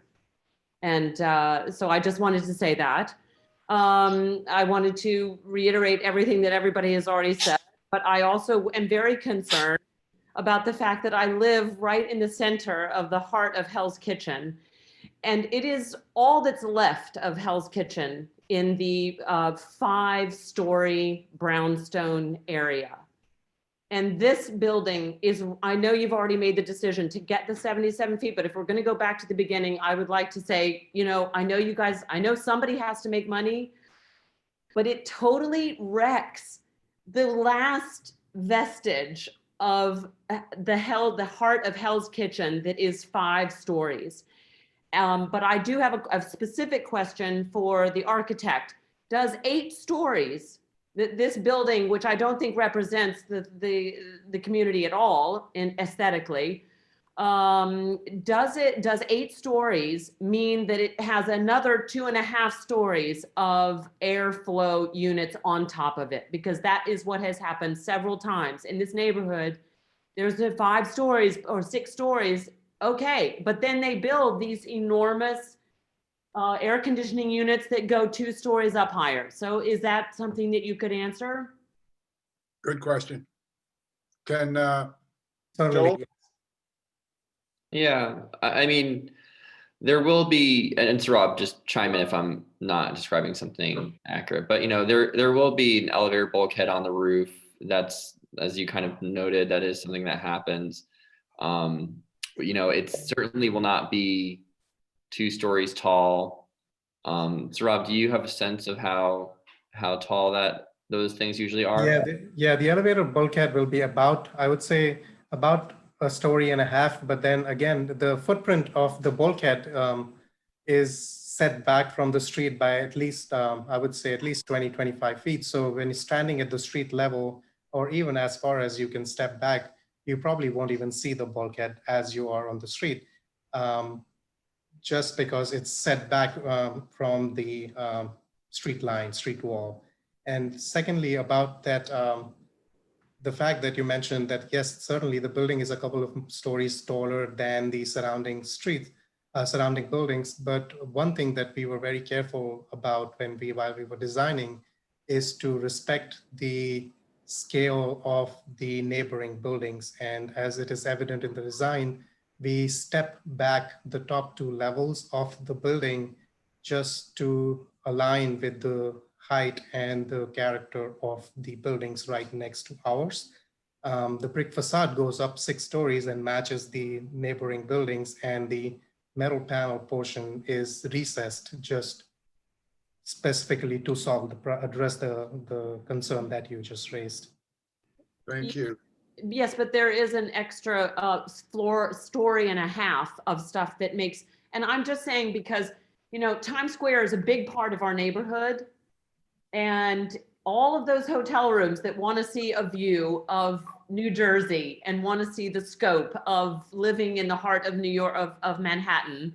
And they pay a lot of money when they come back from COVID to see that. And that it just ruins the aesthetic of the sky and the light that has been here for so long. And, you know, you can say that, oh no, it won't affect anything, but it does, and it will. Thank you, Deanne. Leslie Murphy, are you with us, Leslie? I am here. Thank you. I want to thank the board. I also want to thank the presenters. I know this is a tough topic. I can actually talk about the broken agreement, which I won't because you guys have gone through it so well. I can talk about the mollification tact that I think the presenters are taking with us, both the board and the residents. And as infuriating as that is, I will pass over that. I can also talk about how welcoming our community is and the balance our community needs and lives with every day. But everyone has talked about this, I guess, ad nauseum. So I think you know where we're all at. But I do want to leave this administration and the presenters with more of an anecdotal point of view here. My daughter's 7 years old. When she was young, we had 5 families that really bonded together, right? And they had kids, we all had kids, parents. In the last year and a half, 3 of those families out of the 5 have left. And this is pre-COVID. And the most heartbreaking story to me was one of my closest friends, Jen, sat across from me at a Starbucks and said, Leslie, we cannot afford it anymore. We can't afford it anymore. It was so heartbreaking to me because these are the people who, and she middle-class job, the husband also had a lower income job, but these are the people that are, they're part of the PTAs. They go to the local restaurants. They shop at our local shops. They are the heads of our Girl Scouts and our community organizations. So the only reason why I am talking about this particular demographic is because I just feel that this administration doesn't value them. It doesn't value this group of people that I think brings such an important balance to our neighborhoods and specifically now to Hell's Kitchen. So when all these people start peeling off because there really is no affordable housing for them or their kids, I think we're losing that balance. And what you talked about in your presentation, yes, we have strong schools. Yes, we have great businesses, but that's not going to happen anymore when you lose the balance. I just wanted to say that because it is personal for me. And I wanted to thank the board just for giving me that opportunity. Thank you, Leslie. Well said. Janine, is there anybody else who would like to speak? Yeah, last person is Becca Gottlieb. She should be on. Hi, can you hear me? Yes, Becca. Welcome. Hi. Hi. Hi, I'm Becca and I am an actor and I live in this community board, and I just wanted to express my gratitude for the Actors Fund, and I'm so grateful for their collaboration with this new building. And I just wanted everyone to know how grateful the artists are in my community that depend on them and that ultimately contribute to the economic and cultural growth in our area.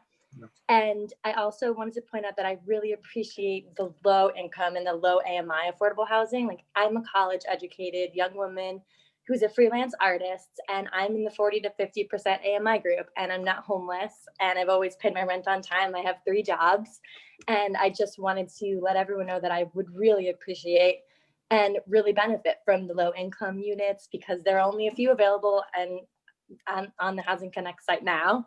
And I believe they should be equal in all categories, but I know you have different budget issues, but my entire Broadway community, theater community is suffering from job loss at the moment and would really benefit from the lower AMI units. Thank you, Becca. Well said, an important component. Janine, how are we doing? Anybody else? That's all from attendees, but I see Dale put his hand up. Sure, Dale, go ahead. I was actually just gonna amplify a question that was in the chat about the roof. Can the architects speak to what's going on the roof? With regards to Is there like a open space available to the tenants on the roof, or is it just like you know, the mechanical stuff?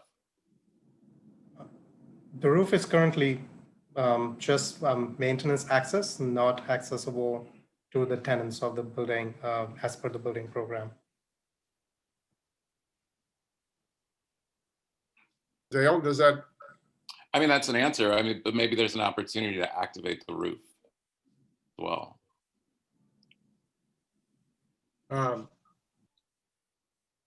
Any suggestions, Dale, or just want them to think about My it? suggestion would be to activate the roof for. How about solar panels? Okay. Yeah, well, and Dale, thank you for your question. Well, when we come back, we will address it in one way or the other. I want to thank everybody. I want to thank Janine. Well done, Janine, keeping this going. Thank you, HPD, for being exhibiting grace under pressure. Thank you, developers. Thank you, panel, and thank you, community. I think we want to come back and we want you to hear what we're talking about. And we're talking about trust. There has been a break in trust. And I'm sure we all feel that's not the way we want to be governed. This is very serious. The second thing is that middle, moderate income, those people, we are the Clinton Special District, and we have a mandate to preserve multiple levels of income. So that's important. It's also important for the health of any community. It's shocking to me that representatives or politicians do not encourage middle, moderate income housing. That's rather shocking. And the third thing, the homeless component, we are a welcoming community. I think the majority of homeless in the city are families, are women with children, and we certainly hope they will be given priority. Any other comments from the committee?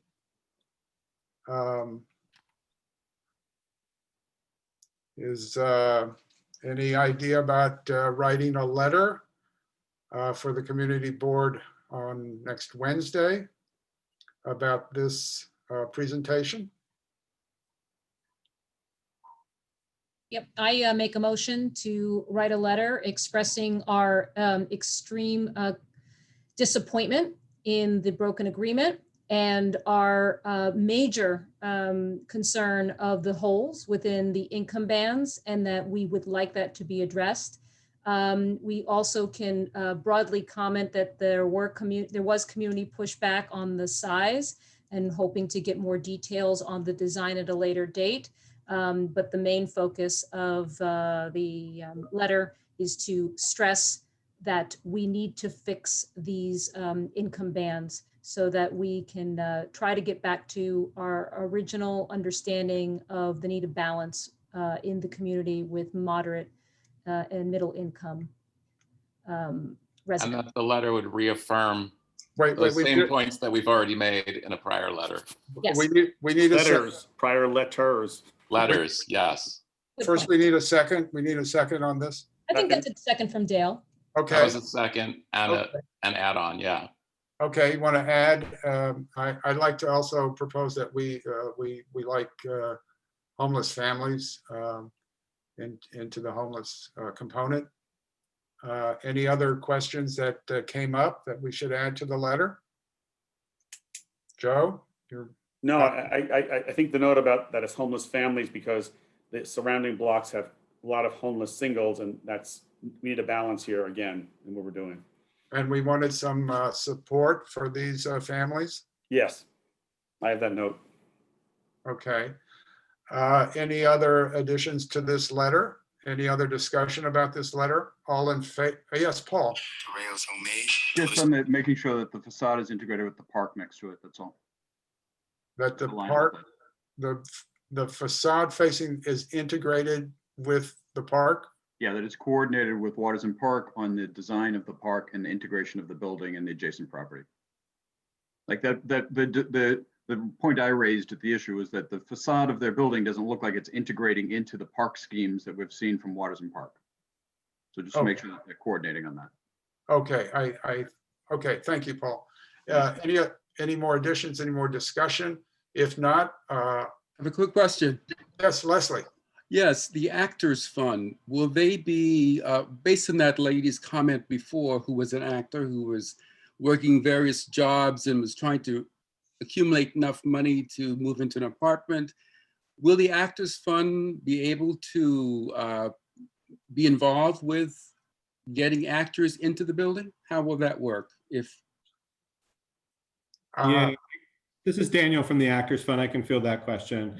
We will definitely be doing a lot of marketing and outreach to folks in the arts and cultural community to ensure that they know about the opportunity. We'll also be doing community workshops around how to successfully apply and prepare an application through the new New York City Housing Connect. So we're going to be doing as much programming as we can to ensure that people know about the opportunity and have access to it. Thank you, Daniel. Also, Daniel, the occupant of the space, are you going to come back to the board to discuss? Yes, I mean, two things on that. One, we will absolutely keep you posted as we continue to identify and secure a community facility tenant. And like I said before, if the community has any feedback on potential tenants for that space, we would be happy to reach out to them directly too. But yes, we will. Yes. Thank you, Daniel. I think we can add that to the letter too. And we also want to thank the Actors Fund as well as HPD and the developer for the presentation. Is there any opposition to this letter? Is everybody in favor? Just raise your hand. Any opposition? Any present not eligible? Okay. Thank you all. Thank you, community. Thank you, community board. Thank you, Actors Fund. Thank you all. I'm sorry, just for the vote. If anybody was opposed, can you just say your name? Was everyone in favor? Okay, thanks. Thanks, Janine. I think it was unanimous. Yep. Thank you for that. This was an important issue. Another important issue, perhaps with less disagreement, will be the design for the storefronts of the Windermere, the so-called Windermere. It's a building at the corner of 57 and 9th Avenue. It's a historic, it's a landmark. And finally, after many, many years, work is starting on it. Joe, are you there? Can you give us a little history of that building? Sure. The Windermere is the second oldest apartment house in New York City, elevator apartment house built in 1881. It is a building that the community sought to have landmarks for many, many years and only achieved that in the last 10 years. The building, unfortunately, went from being a famous apartment house to being a combination of SRO, occupied by lots of actors, a lot of famous actors, and regular apartments. In the 1980s, the situation deteriorated dramatically there. And this is the only building in our district where the owner The owner, his wife, and the managing agent were criminally convicted of harassment and put in jail. One of my first community board meetings of this committee, the managing agent showed up and he was packing a gun as the tenants complained about the harassment happening in the building. Truly, whatever you think has happened worse here. Tenants went to work in the day and came back and found their apartment doors removed and they were cement blocked up with their belongings inside.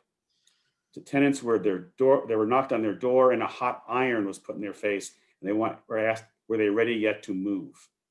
So this is a very, very serious matter. And at one point, as the late 80s continued, the owner took a chainsaw to the beams in the 406 portion of this building, and the fire department vacated all the tenants out on a weekend. Many tenants hung on. There was a finding of harassment, and this building pretty much went through a series of owners. Nothing ever happened. Finally, the current company purchased it. The building was declared a landmark, and there was a major renovation. The two components are, it was a landmark building, so I had to go through landmarks, and it is also a cure for harassment building. And there are roughly one wing of the building, about 18 or 20 units that are being built that are for permanently for low-income individuals, for seniors. The community board took a position on this. JD, is it 2009? We did? I think so. Yeah, 2009. We were specific that we did not want the building enlarged. That was part of the request through the mechanism called 74-711 in the landmarks in the New York City zoning resolution. And myself and Pam Wolf from the community board testified about it. The Landmarks Commission approved the changes for an addition over the community board's objection. And today in front of us, we actually have a very modest issue, and that's a storefront change, that storefronts being installed, and specifically how the change in terms of history happened in this building. The community board, we were briefed, I guess, last week, JD, right? Yeah. On this? Yeah. And we asked the developer to come tonight to explain exactly what it is. And although we know the building is not settled yet, because the 74-711 has not yet been approved, I was under the impression it had been, because we had testified at Landmarks back in 2009, this has not come to completion. So today, the narrow issue is just storefront installation along 9th Avenue and one bay on West 57th Street. Thank you, Joe. And just to reiterate, this is not about what's going into the building. Not yet. Not yet. They will come back, but they haven't applied yet. So that's going to take a couple months. But this is just about the storefront, 9th Avenue and around the corner on 57. So welcome. Who's going to speak for the developers? Hi, my name is Albert Fax. I'd like to thank everybody for having us here. Welcome, welcome, Albert. And not being in the prior item either. I'm the project manager for the building, and I've been overseeing some of the work that's been going on. We've really come a long way with the historic restoration. And we have Ilya, who is part of the team. He is our architect for the restorations of the storefronts and redoing some of the brickwork at the street level. Hi everybody, I'm Ilya. My name is Ilya. I'm the architect, as Albert stated. Welcome, Ilya. Thank you.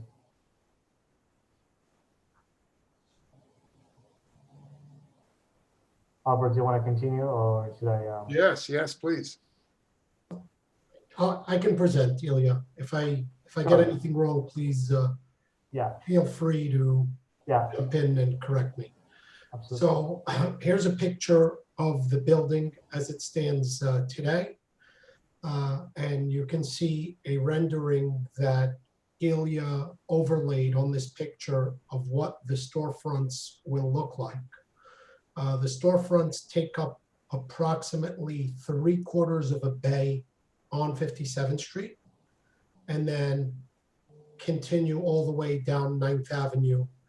You have 3 bays of storefronts with historic cast iron columns that are still present. You'll see pictures of them later. And then you have 2 windows and a doorway that's going to be restored. Next slide, please. Here is some information about the site's location. The site's located on the southwest corner of 57th and 9th. We're going to be filing an alteration type 2 with the building department for the installation of the storefronts, and you have some information, some satellite picture of the building. Next slide, please. Over here, you have a compilation of different pictures of different dates of the building, so you can see a little bit of how it's evolved. The most original picture is picture number 4, which is dated 1905. You can kind of see some of the storefront design right behind the elevated track.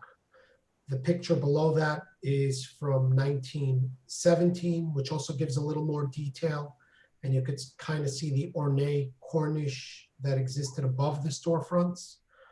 And then you have 2 other pictures from 1940, and you could kind of see the transformation from its original condition to 1940, where the storefronts kind of all changed. Next slide, please. So the reason why we are in front of the board today is that original to the building was an areaway along 9th Avenue and an entrance to the cellar off the street. This aspect of the building is original to its building, but was not present when the building was landmarked. So we need to present in front of the board, because this is an item that we will not be restoring, and we'll go through a few of the slides and you'll see why we won't be restoring the areaway. Over here, we've highlighted where you could kind of see what that areaway looked like. Next slide, please. Here's better pictures of it. If you see, there was a staircase right in front of the mailbox going down to the cellar. And then if you look at the picture to the right, you can kind of see there was this fancy wrought iron that extended out maybe 6 or 7 feet. And this allowed light to go down into the cellar space. Next slide, please. This is what exists of the facade today. You could kind of see where the old stairs down to the cellar was located. And you can get a good picture of the cast iron columns and really what exists of the historic streetscape today. Next slide, please. Here is a drawing of what existed back in 1905 or 07, the staircase down, that's to the left. And we've kind of highlighted it and showed what's on the street today. That obstruction was approximately a 7 foot 10 obstruction into the sidewalk. And if that would be restored, we'd really be creating a bottleneck at this corner. I've been at this site quite a few times in the last few years, and I can tell you firsthand, as many of you already know, this is a very busy intersection, and you do get a lot of foot traffic walking up and down the avenue.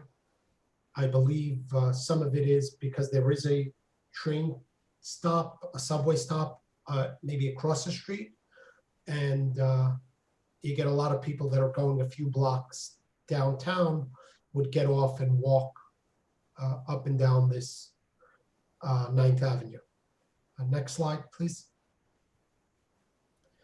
Here are some pictures of what's there today of the 57th Street facade. So we showed you 9th Avenue earlier.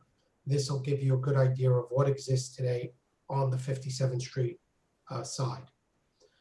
Next slide, please. Here are some closer pictures of the existing cast iron columns that are going to be restored. And you will begin to see what the proposed design is going to be to the right. Next slide, please. Here are some pictures of the 57th Street to the left, which we showed you in detail 2 slides before, and to the right is what's being restored of that storefront. Next slide, please. This is a good overview of the entire frontage along 9th Avenue. There are 3 bays of cast iron columns.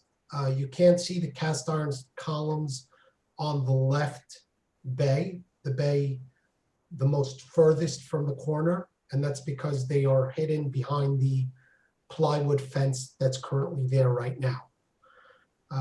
Next slide, please. These are the original openings that we are dealing with, and a good overlay to see where we are going to be infilling the historic storefronts and doorways and everything else. Next slide, please. These are the cast iron columns that are going to be restored. Like I said earlier, there's 2 of them behind this fence. We've highlighted them, but you can't see them from the street. They're there. Next slide.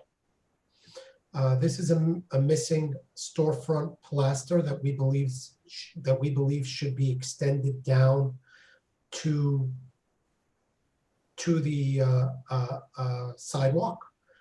We believe this was original to the building, but at some point might have been tampered with or altered. We don't have good photos of 9th Avenue, very clear photos. So we're doing our best, putting on our architect hats and trying to say, what would this building look like if it was built in this era? Next slide, please.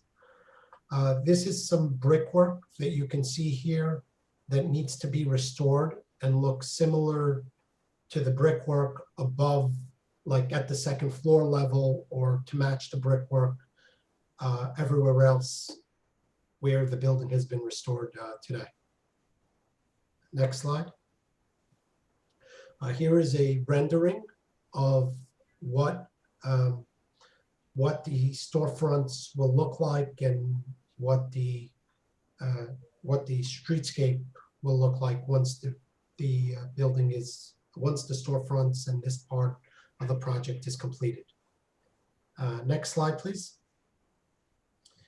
Here is a architectural elevation showing the various different elements. I'll point a few out. We have the historic cast iron columns. We have the wood infill storefronts. We have the doors, and we have the wood corniche that's going to be restored.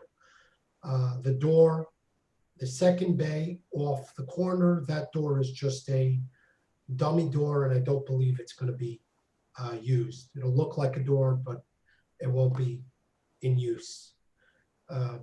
Next slide, please. This is the historic archway that was above the entrance to the cellar level. We're going to be restoring it back to its original condition. And although we will not be restoring the opening, that archway and that architectural feature will still be there. Ilya has some details to the right to show that shadow line that you'll see in the historic photos and the keystone that's going to be restored or replicated to look like its original condition. Next. This is the storefronts on 57th Street. The corner storefront angles at a 45-degree angle, which you see a lot in this area. And the storefronts to the right are kind of like a bay window where they project beyond the facade. Next slide, please. Here's a plan of the storefronts and what they and where they would be placed in relation to the building facade. Next slide, please. And here are different sections through the storefronts showing different features. One of them is the bay window. Number 4 is the bay window that I was talking about earlier. Number 5 is the fixed doorway, which was located along 9th Avenue. And the others are either at the window level or the cast iron column or at the storefront section. Next slide, please. I think this is it, correct, Ilya? Yeah, that's the last slide. Yep. So this is it for the presentation. The reason why we're here today is there is one aspect that I believe is not going to be restored back to its historical condition. That is the areaway that took up around 7 feet of the sidewalk along 9th Avenue. I think restoring that would do a great disservice to the community and to that block, as it would really narrow the sidewalk and create even more congestion along 9th Avenue. And Albert, you're not required to restore it, am I correct? Because when the building was landmarked, it had already been removed. Yes, you are correct, JD. I did not state that. Thank you for bringing that up. Thank you, Albert and Ilya, for a presentation. This sounds very thorough and very careful. Thank you. Would you take some questions? I'm sure there'll be some questions from the committee about this. Okay. I don't see any questions. Oh, yes, I do. David Solnit. Yes, hi. Could you put back the elevation showing the 9th Avenue, showing where that cellar access was? You want to see the historic photos or the actual drawing? The extra, yeah, that's fine. Then I guess the current. The photograph? Yeah. You want to go back a slide? One more? Keep going. One more? One more? Yeah. I mean, there we go. Okay, that was fine. No. One forward. Yeah. So this is in reference specifically to where that, near the corner, where the cellar access was. So you don't actually know that that's original. You just know that it was there in the earliest photograph you have, which was maybe 20 years after the building was built. Is that correct? Yes, but I'd have to think it's original. When I go down to the basement of the building, I can see where they had openings in the foundation wall for windows.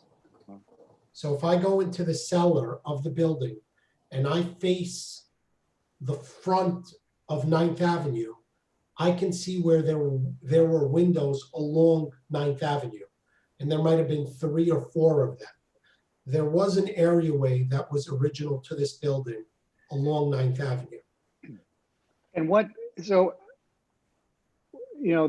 this to me doesn't look like, even for, this is an interesting issue because this is kind of like a Supreme Court nomination as well, where you have the originalists who are devoted to what the founders wrote, come hell high or hell high water, versus those who want to adapt the document for modern life. This there's nothing particularly attractive about this. I'm talking about this first bay off the corner on 9th Avenue. It's not attractive now, and if it was like that in 1881, then it wouldn't have been attractive then. And there must have been some utilitarian purpose of it for it, which you're sort of alluding to with this areaway. But my guess is the original architects, if they, without that utilitarian necessity that whatever it was, wouldn't have done this. They wouldn't have designed that. I mean, this has got a beautifully detailed building. Pretty much from top to bottom, but that corner is not beautiful. And so there must have been a real functional reason that forced them to do that, having to do with access to the cellar. And we don't have that now, from what you're saying. We don't have that utilitarian necessity. So why are we keeping this ugly corner? Just because, James Madison, whoever put the Electoral College in the Constitution, which is not serving us very well now either. Hamilton. Whoever, okay. David, can you be a little more specific? Yeah, the blank brick wall in the first bay on 9th Avenue from the corner, where your cellar arch is, which is bricked up. That bay is very unattractive. It would have been unattractive in 1881, and it's unattractive now.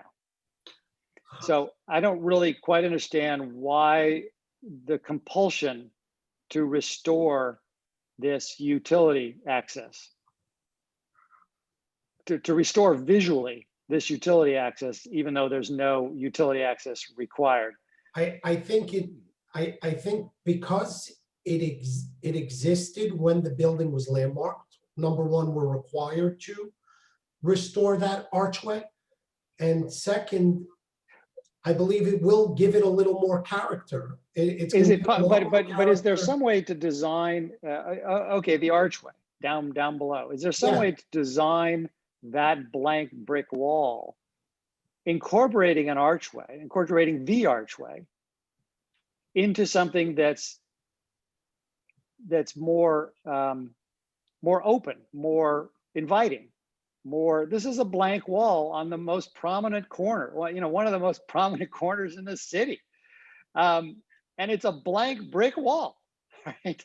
Why would, I understand, if there's no choice, okay, if you're telling me you have to do it no matter what, you got to have the Electoral College and we're going to live with it for the rest of our days, along with lots of other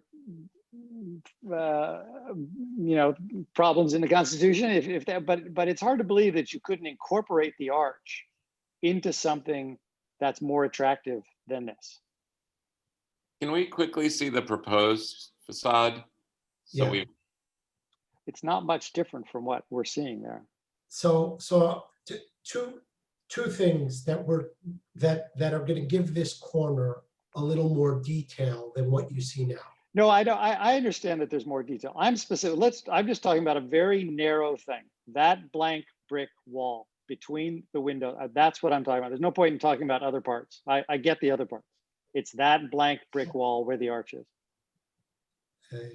I understand. I think if it was up to the owner, he'd have it to be all glass. It would make the space more attractive. But I believe but could you answer my question directly? I'm asking, is there a way to make it more open, incorporating the arch, but without a blank brick wall, without the entire wall, without that entire section being blank brick, but still incorporating the arch? We can incorporate the arch, and we can maybe put a frosted window where the doorway was. I think you're missing. David's point is, can you remove the brick wall and replace it with glass? The answer is landmarks will not. No, Joe, sorry. No, that's not what I said. That's not what I'm saying. I'm saying, is there a design that incorporates the arch that is not just a blank brick wall, but still incorporates the arch? I'm not saying how you would do it. I'm not saying whether you would do it with glass or other materials. Maybe it's a combination. I don't know. Yeah. So But we can take the infill of the arch and replace that with like a fake. He's window. talking about the entire wall. I understand that. There's not much we can do with the entire wall. I'm trying to explain to David where we can maybe make some subtle changes if he believes that will make a difference. Go ahead. You can talk to me, not to Joe. David, I believe we can add an infill window within the archway. And that's maybe the most that Landmarks will approve. I don't believe they'll allow us to make another opening in that wall. Yeah. Can you do anything? I think that would be an improvement. But can you do anything to the rest of the wall? Well, the rest of the wall is going to be the face brick. The finished brick is going to be coming down and it's going to be re-bricked up to match similar to the brick above, not what you see today. And are you saying you have to do that? Yes. Thank you, David. Does that answer your question, David? They can look. Yeah, I mean, I think adding something to that arch besides, what it shows here would, maybe glazing it with an opaque glass of some kind, something would certainly help. Okay, thank you, David. Dale, you had a question. Yeah, a couple of things. And just sidebar, originalism is a false precept. Okay, so as it regards our laws and our judicial system, I'm very glad to see that you're not that areaway, that staircase to the basement is not going to encroach on pedestrian clearance anymore. By the way, I think one of the driving factors for pedestrian traffic along this 9th Avenue corridor is the fact that there's an M11 bus stop right across the street. So it's a busy route. And I also wanted to ask, since that areaway is being enclosed or eliminated, is the access to the basement strictly interior at this point, or is there any other areaway along the 9th Avenue stretch? There are, I believe, 3 cellar access doors along 9th Avenue, either 2 or 3. And I think those access hatches are gonna remain. There is another means to get to the basement. That isn't the only way to get there. Right. Was it just that one near the corner that's extra long that encroaches onto the sidewalks clearance? Yes. Well, no, there's another one towards the end, closer to the end of the building. Mm-hmm. Maybe all the way at the end of the building, you have one along 9th Avenue. So furthest south along 9th Avenue. By the old bar Lincoln Park, that's correct, Dale. Yes. Yeah. Yes. Yes. And maybe this one projects a little more than what they usually project. And I believe it projects more because it used to be an actual stair going down to the basement. Versus a hatch. Versus a hatch, yes. Okay, thanks. Thanks, Dale. Dolores, you had a question, then James? Not a question, just a comment. I mean, this building is something I've been looking at my entire life. I actually can look over my shoulder and see the top of it now. I'm so appreciative that the work is being done. This red brick is just so beautiful. David, I actually don't mind the wall. It is so, it's actually really a gorgeous look when it's this finished compared to what I've been seeing growing up here.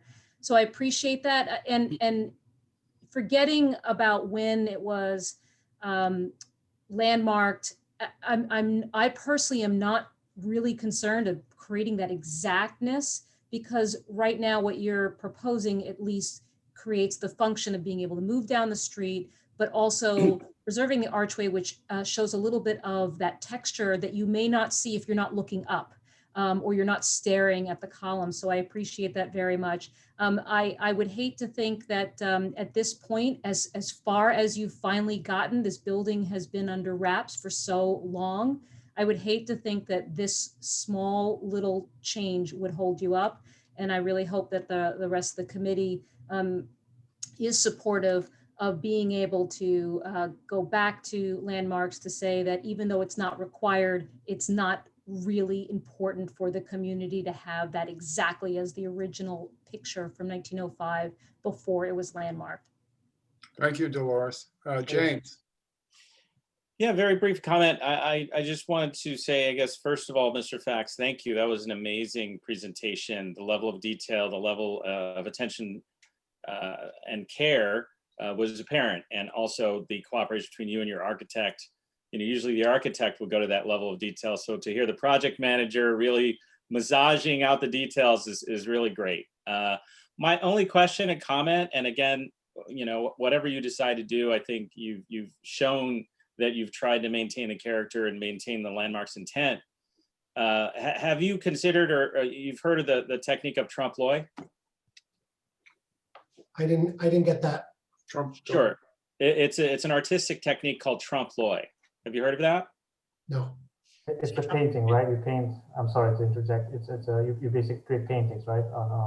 That's correct. Yeah. So as an alternative, and again, whatever you decide, I'm not advocating for this on behalf of the board or even on the behalf of myself. I just wanted to throw out there that if in fact you wanted to do something with that blank red wall that isn't structural, there are painting techniques that allow you to create a three-dimensional illusion that will make the wall look consistent with the rest of the facade. Again, I don't know if that would require landmarks approval, but I just wanted to throw that out there. And Joe's nodding, but I just wanted to throw that out there. So first is I'd like to give Ilya the credit. He put together the presentation. I merely presented the case. I do have a background in architecture, but the credit should all go to Ilya. Oh, thank you. Thank you. Appreciate the comment, Albert. But I think it's a collaboration that makes us strong, and I think Albert has been a great resource for this, and he knows the building a lot more closer than I do. Actually, I came on not that long ago on this project, and I think Albert has been working on this case for a long time. So he's ultimately my go-to person for questions. Thank you, Ilya. Brian, we have a question from Brian. Brian, are you there? I am. Can we just put up that elevation rendering real quick again, the proposed rendering? And while we do that, I just want to echo Dolores's comment. Like, I personally don't have problems with that red brick wall. It's really beautiful brick. I don't think adding a frosted piece of glass in the archway is going to elevate the wall anyway. I just think that, you know, I don't take issue with that. I don't want to hold this up. As a result of that, I just wanted to ask about bays 2 and 3, where they have that one continuous cornice. If you look at the other, okay, there. So that's what I wanted to see is the vertical pilaster that comes down between bays 2 and 3. My question was, would that be, would the cornice be continuous there? If so, why? And then I'm looking at what you're considering bays 1 and 2, and I see that's also a continuous cornice. So I'll explain to you what we did and why we did it. If we can go back to, can we go back a few slides to the, I think it's slide number either 11 or 10. Right here, this is perfect. You could kind of see what used to be a finished brick and what was a common brick, what was covered. And if you try to follow that pattern, it was really inconsistent. And we believe that over time, something changed. And we couldn't find pictures of what was the historic condition. So we kind of made a few, we made a few assumptions. And the assumption was that since the face brick, since the common brick ran across the first 2 bays from 57th Street towards 56th, and the next 2 bays, the heights of the cast iron columns and the heights of the openings were very similar. They were 4 inches off. we figured that that also ran across. Okay. And it didn't continue running across because the next bay is probably a foot shorter in height. So now if you go to the rendering, you'll see how we try to mask that and be as consistent as possible and be as uniform as possible without having all these elevation changes. If we can please go back to the rendering. So you see that the height difference between the bay Right, I closest see to that. 56th Street. Mhm. And even if you look at the height difference between the second and the third bay with the cast iron columns, we had to kind of play a little bit and put a wood fascia on the top because there's a 4-inch height difference between the two. Right, right. I guess that's what I was reacting to. It looked like, and I think it's just an illusion of the elevation. It looked like it was slanting down, but it's not. It's parallel to the ground plane. Is that correct? Yeah. And you're just correct. using, and you just have that extra fascia there. I now see that you're pointing that out. Was there, when in those historical photos, was there an original shot of that cornice? And was Yes. that cornice, so that was the cornice stepped down like that along the facade? No, we only have a shot of the cornice on the corner of 57th and 9th. So if I we see. go back to the photos, which might be slide 3 or 4, I believe, if we can please go back to slide 3 or 4, you'll see a good picture of what the cornice looked like. Mhm. Can we step back to slide 3, Janine?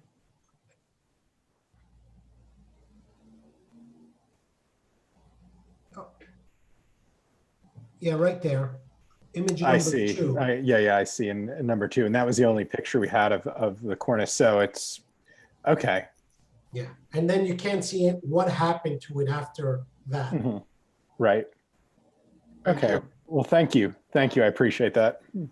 Thank you, Brian. Leslie, do you have a question for us or a comment? Yeah, it's a comment. I just think the removal of that area, as discussed, is going to be good for the block, because the bus stop used to be on the corner there before the construction began. Now the bus stop's on the north side of 9th Avenue and 57th Street. So I assume, and maybe rightly or wrongly, that the city may again reestablish the bus stop in front of the building on 9th Avenue. Yeah, so I think I was at the site 2 weeks ago, and it seems like the bus stop is back. They put a signage for a bus stop, but I don't think it's in use because they're digging up the street again. Okay. So they might still be using across the street. Yeah, the current bus stop is north of 57. Yes. Okay, thanks, Leslie. I just have a question for Albert or Ilya. The cornice was wood. You've established that originally? Yeah, we've determined that. Okay. Right, Albert? I think we know by Yes, now. That yes. Okay. Are there, Janine, do we have any questions from the community? Are you there, Janine? Yeah, sorry, I had a bunch of windows open. No, I don't see any hands raised in the attendee section. Okay, thanks, Janine. I just want to say to Ilya and Albert, this building is so beautiful right now compared to what it was. And it's just such a great asset to the community. And I think we all appreciate the thoroughness and the care that you've taken to do this. And I think what you're coming to ask us, correct me if I'm wrong, is that we don't have, the board is not opposed to not restoring what was there before it was landmarked. Is that correct, Albert? Correct. Okay. So nice job, both of you. Thank you so much for coming to us.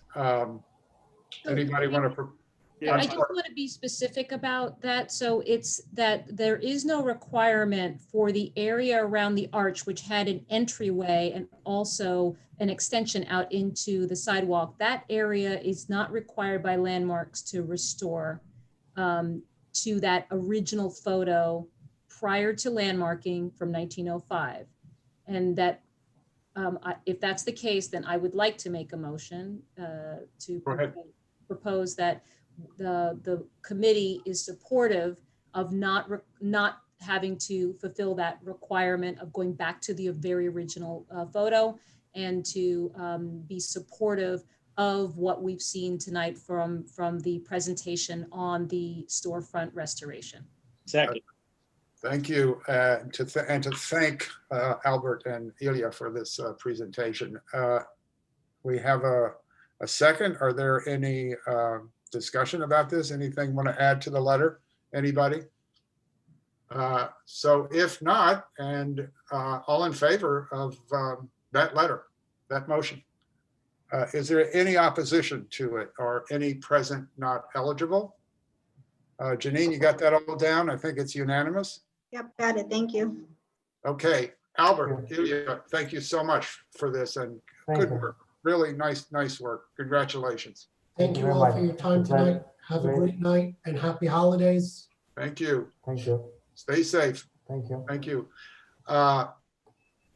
You've been so good, panelists and community. We have one more presentation, not a presentation exactly, a little talk by Paul Devlin, who has been so kind to come and give us a little rundown on the latest flood resiliencies ideas from city planning or whoever's doing it. Paul, thank you. He waived his usual fee for speaking. He's going to do it for free, and we're very appreciative. It was a very long presentation. I think something like 50 slides or something to Chelsea land use. Our area up here in Hell's Kitchen is not so affected as Chelsea will be, because Chelsea will be underwater. We won't be. We're on high ground. Hudson Yards might be flooded. We really don't care, I don't think. But anyway, I think, Paul, thank you for giving us a little presentation. And if there are any comments, there's going to be another meeting at Chelsea Land Use. We can certainly go to that if Paul will allow us to attend his meeting. And we can raise any issues or concerns we have now. So Paul, thank you. Thank you. I appreciate everyone's time on this. I don't charge a fee because I'm already a member of this committee, so there is no speaker's fee required. I did take the 50-page presentation and expand it slightly because I know this committee has much more information than Chelsea Land Use prefers. But very quickly, this is a zoning text amendment. It's citywide, which, as you all know, when something is done citywide, it doesn't pay attention to specifics within neighborhoods. So it's a zoning text amendment being codified of the changes that were made after Superstorm Sandy that allowed zoning areas that areas that were subject to flooding in the coastal zones to have zoning regulations put into place to allow people to put in resiliency factors. So if you think about the homes on the Far Rockaway beaches that were flooded out, they were raised up on stilts and then the water could wash in and out below. Well, now that area below, is that part of FAR or not part of FAR? What about putting a backup generator in the backyard? Generators aren't allowed in residential zones. So if you want to put a generator in, you're allowed to do it now. Or if you think about businesses that have storage in the basements, like a lot of the retail facilities have storage in the basement. If they dry flood proof that, then they can continue to use it. If they don't dry flood proof that, they can use the floor above for commercial storage. And it doesn't count as part of the formulas for residential units above it. So there are a lot of implications about the coastal flooding resiliency factors. And so they've put these rules into place that they're going to allow people within the flood zones. And if you think about the flood zone map, the 100-year and 500-year floodplain, basically west of 9th Avenue from 14th to 23rd is within that. So that means the half of the historic Chelsea district, all of the West Chelsea historic district, half of the special West Chelsea special district are all within this flood zone. So if you think about if a developer comes along and says, I want to put in resiliency factors and I want to put a flood barrier at 10 feet, which is the floodplain height, does that mean they have a 10-foot wall surrounding their buildings? And how is that going to impact our neighborhoods? So for Hell's Kitchen, the only parts in the flood zone are, as JD points out, the western rail yards of Hudson Yards, which I think if they are allowed to put their commercial space up on floors above. They're allowed to put their mechanicals out of basements above. What they'll do is add height to their buildings because they won't count those lower floors. They'll add the 10 feet at the ground, and then they'll add, that means putting 10 feet at the top. So we're trying to think through what would the developers do to apply for resiliency factors and allow for expanded development or destruction of streetscape. So those are our two big concerns. The other issue is that these zoning resiliency factors will supersede any special district regulations. So as I point out, the Clinton Special District, there's one block between 42nd and 43rd, between 11th and 12th, that would be in the floodplain. Everything else is outside of it. But for Chelsea, there's a lot more areas. So we have requested DCP come back to Chelsea Land Use. We gave them a 2-page list of questions, about 18 different points. Again, talking about height issues, talking about impacts on streetscape, talking about the impact on the historic districts itself. And they're going to come back to us on the 21st to represent. So if anybody here has any questions on zoning for coast flooding resiliency, would like to go through all the materials in the Dropbox, would like to ask me questions, and would like to attend the December 21st Chelsea Land Use meeting, you are more than welcome. And I'm also happy to answer any quick questions that people might have. Paul, that was excellent. Thank you so much. So Hell's Kitchen, besides Hudson Yards, it's 42nd to 43rd Street, 11th to 12th Avenue, correct? Yeah, there's that. If you think about where does water go, right? It's all along the riverside. And so really the only area where it comes in east at all from the river, I mean, clearly 12th Avenue is swamped. And there's a couple of those low-lying areas that might get hit. But basically the only area that I see on the floodplain map that they're proposing is that that one block of between 42nd and 43rd, between 11th and 12th. And again, that's then Hudson Yards, and also Moynihan Station is within this floodplain. So it does make it for some interesting discussions. Okay, Paul, that was excellent. Thank you so much. Any questions from the committee about this? Any concerns? I don't see any hands raised. I love when there are no questions because I don't have the answers. Oh, come on, let's give Paul a hard time. What about the community? Can anybody, Janine from the community needs? No, no one has their hand raised. Oh, Paul, you're getting off too easily here. Anyway, Paul, thank you so much. That was excellent. If any questions do arise from the committee, we can reach out to you and bring them up. Always available. Thank you all very much. So anybody want to make a motion to thank Paul Devlin for this excellent short presentation? Motion to thank him and to adjourn. I second the adjournment. Okay. Second. Panelists, thank you so much. You all were just excellent, excellent questions. Terrific. Thank you, Paul, for the summation. Good night, everybody. Everyone, happy Thanksgiving. Stay safe. And thanks to the public for sticking it out. Yeah. Happy Thanksgiving all. Happy Thanksgiving. Thank you. Good night, everybody. Thank you so care. much.